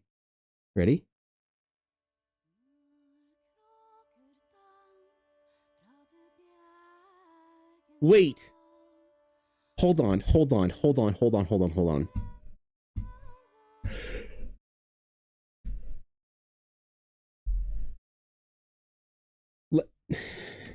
Let me just explain to you what happened. I just played it on my phone on Spotify, and it started coming through my PC Spotify. It said playing on your PC. and now Spotify is working again. I hit the play button. It said it was playing. It paused. It took me hitting it on my phone to work. What the shit is going on? Yay, Soldier, thanks for the follow. I appreciate it. Okay. We got one victory in there. I have no idea why it worked. Okay, anyway, I'll see you guys tomorrow. Maybe. And we'll see if I'm scrambling to find a new tablet or not. But assuming I can restart everything and reinstall shit and it works tomorrow, then I will see you tomorrow for the beginning of the equipment Orbathon. All right? I appreciate... Oh, we can go to ending now then. There we go. Well, that's nice. Hey, here we go, man. Look at that. If you just got here now, you'd think that the stream went well and everything's fine.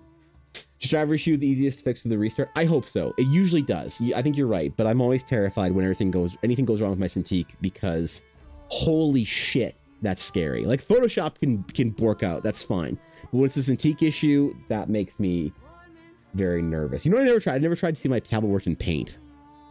Shit. Anyway, so yeah, I guess Agnes, am I saying that right? Agnes, I hope I'm saying that right. You are the winner. AGNESPP. I wrote it down. You get promo number 4. So join the Discord then, I guess, so I can message you when I'm sending the promos out for everybody.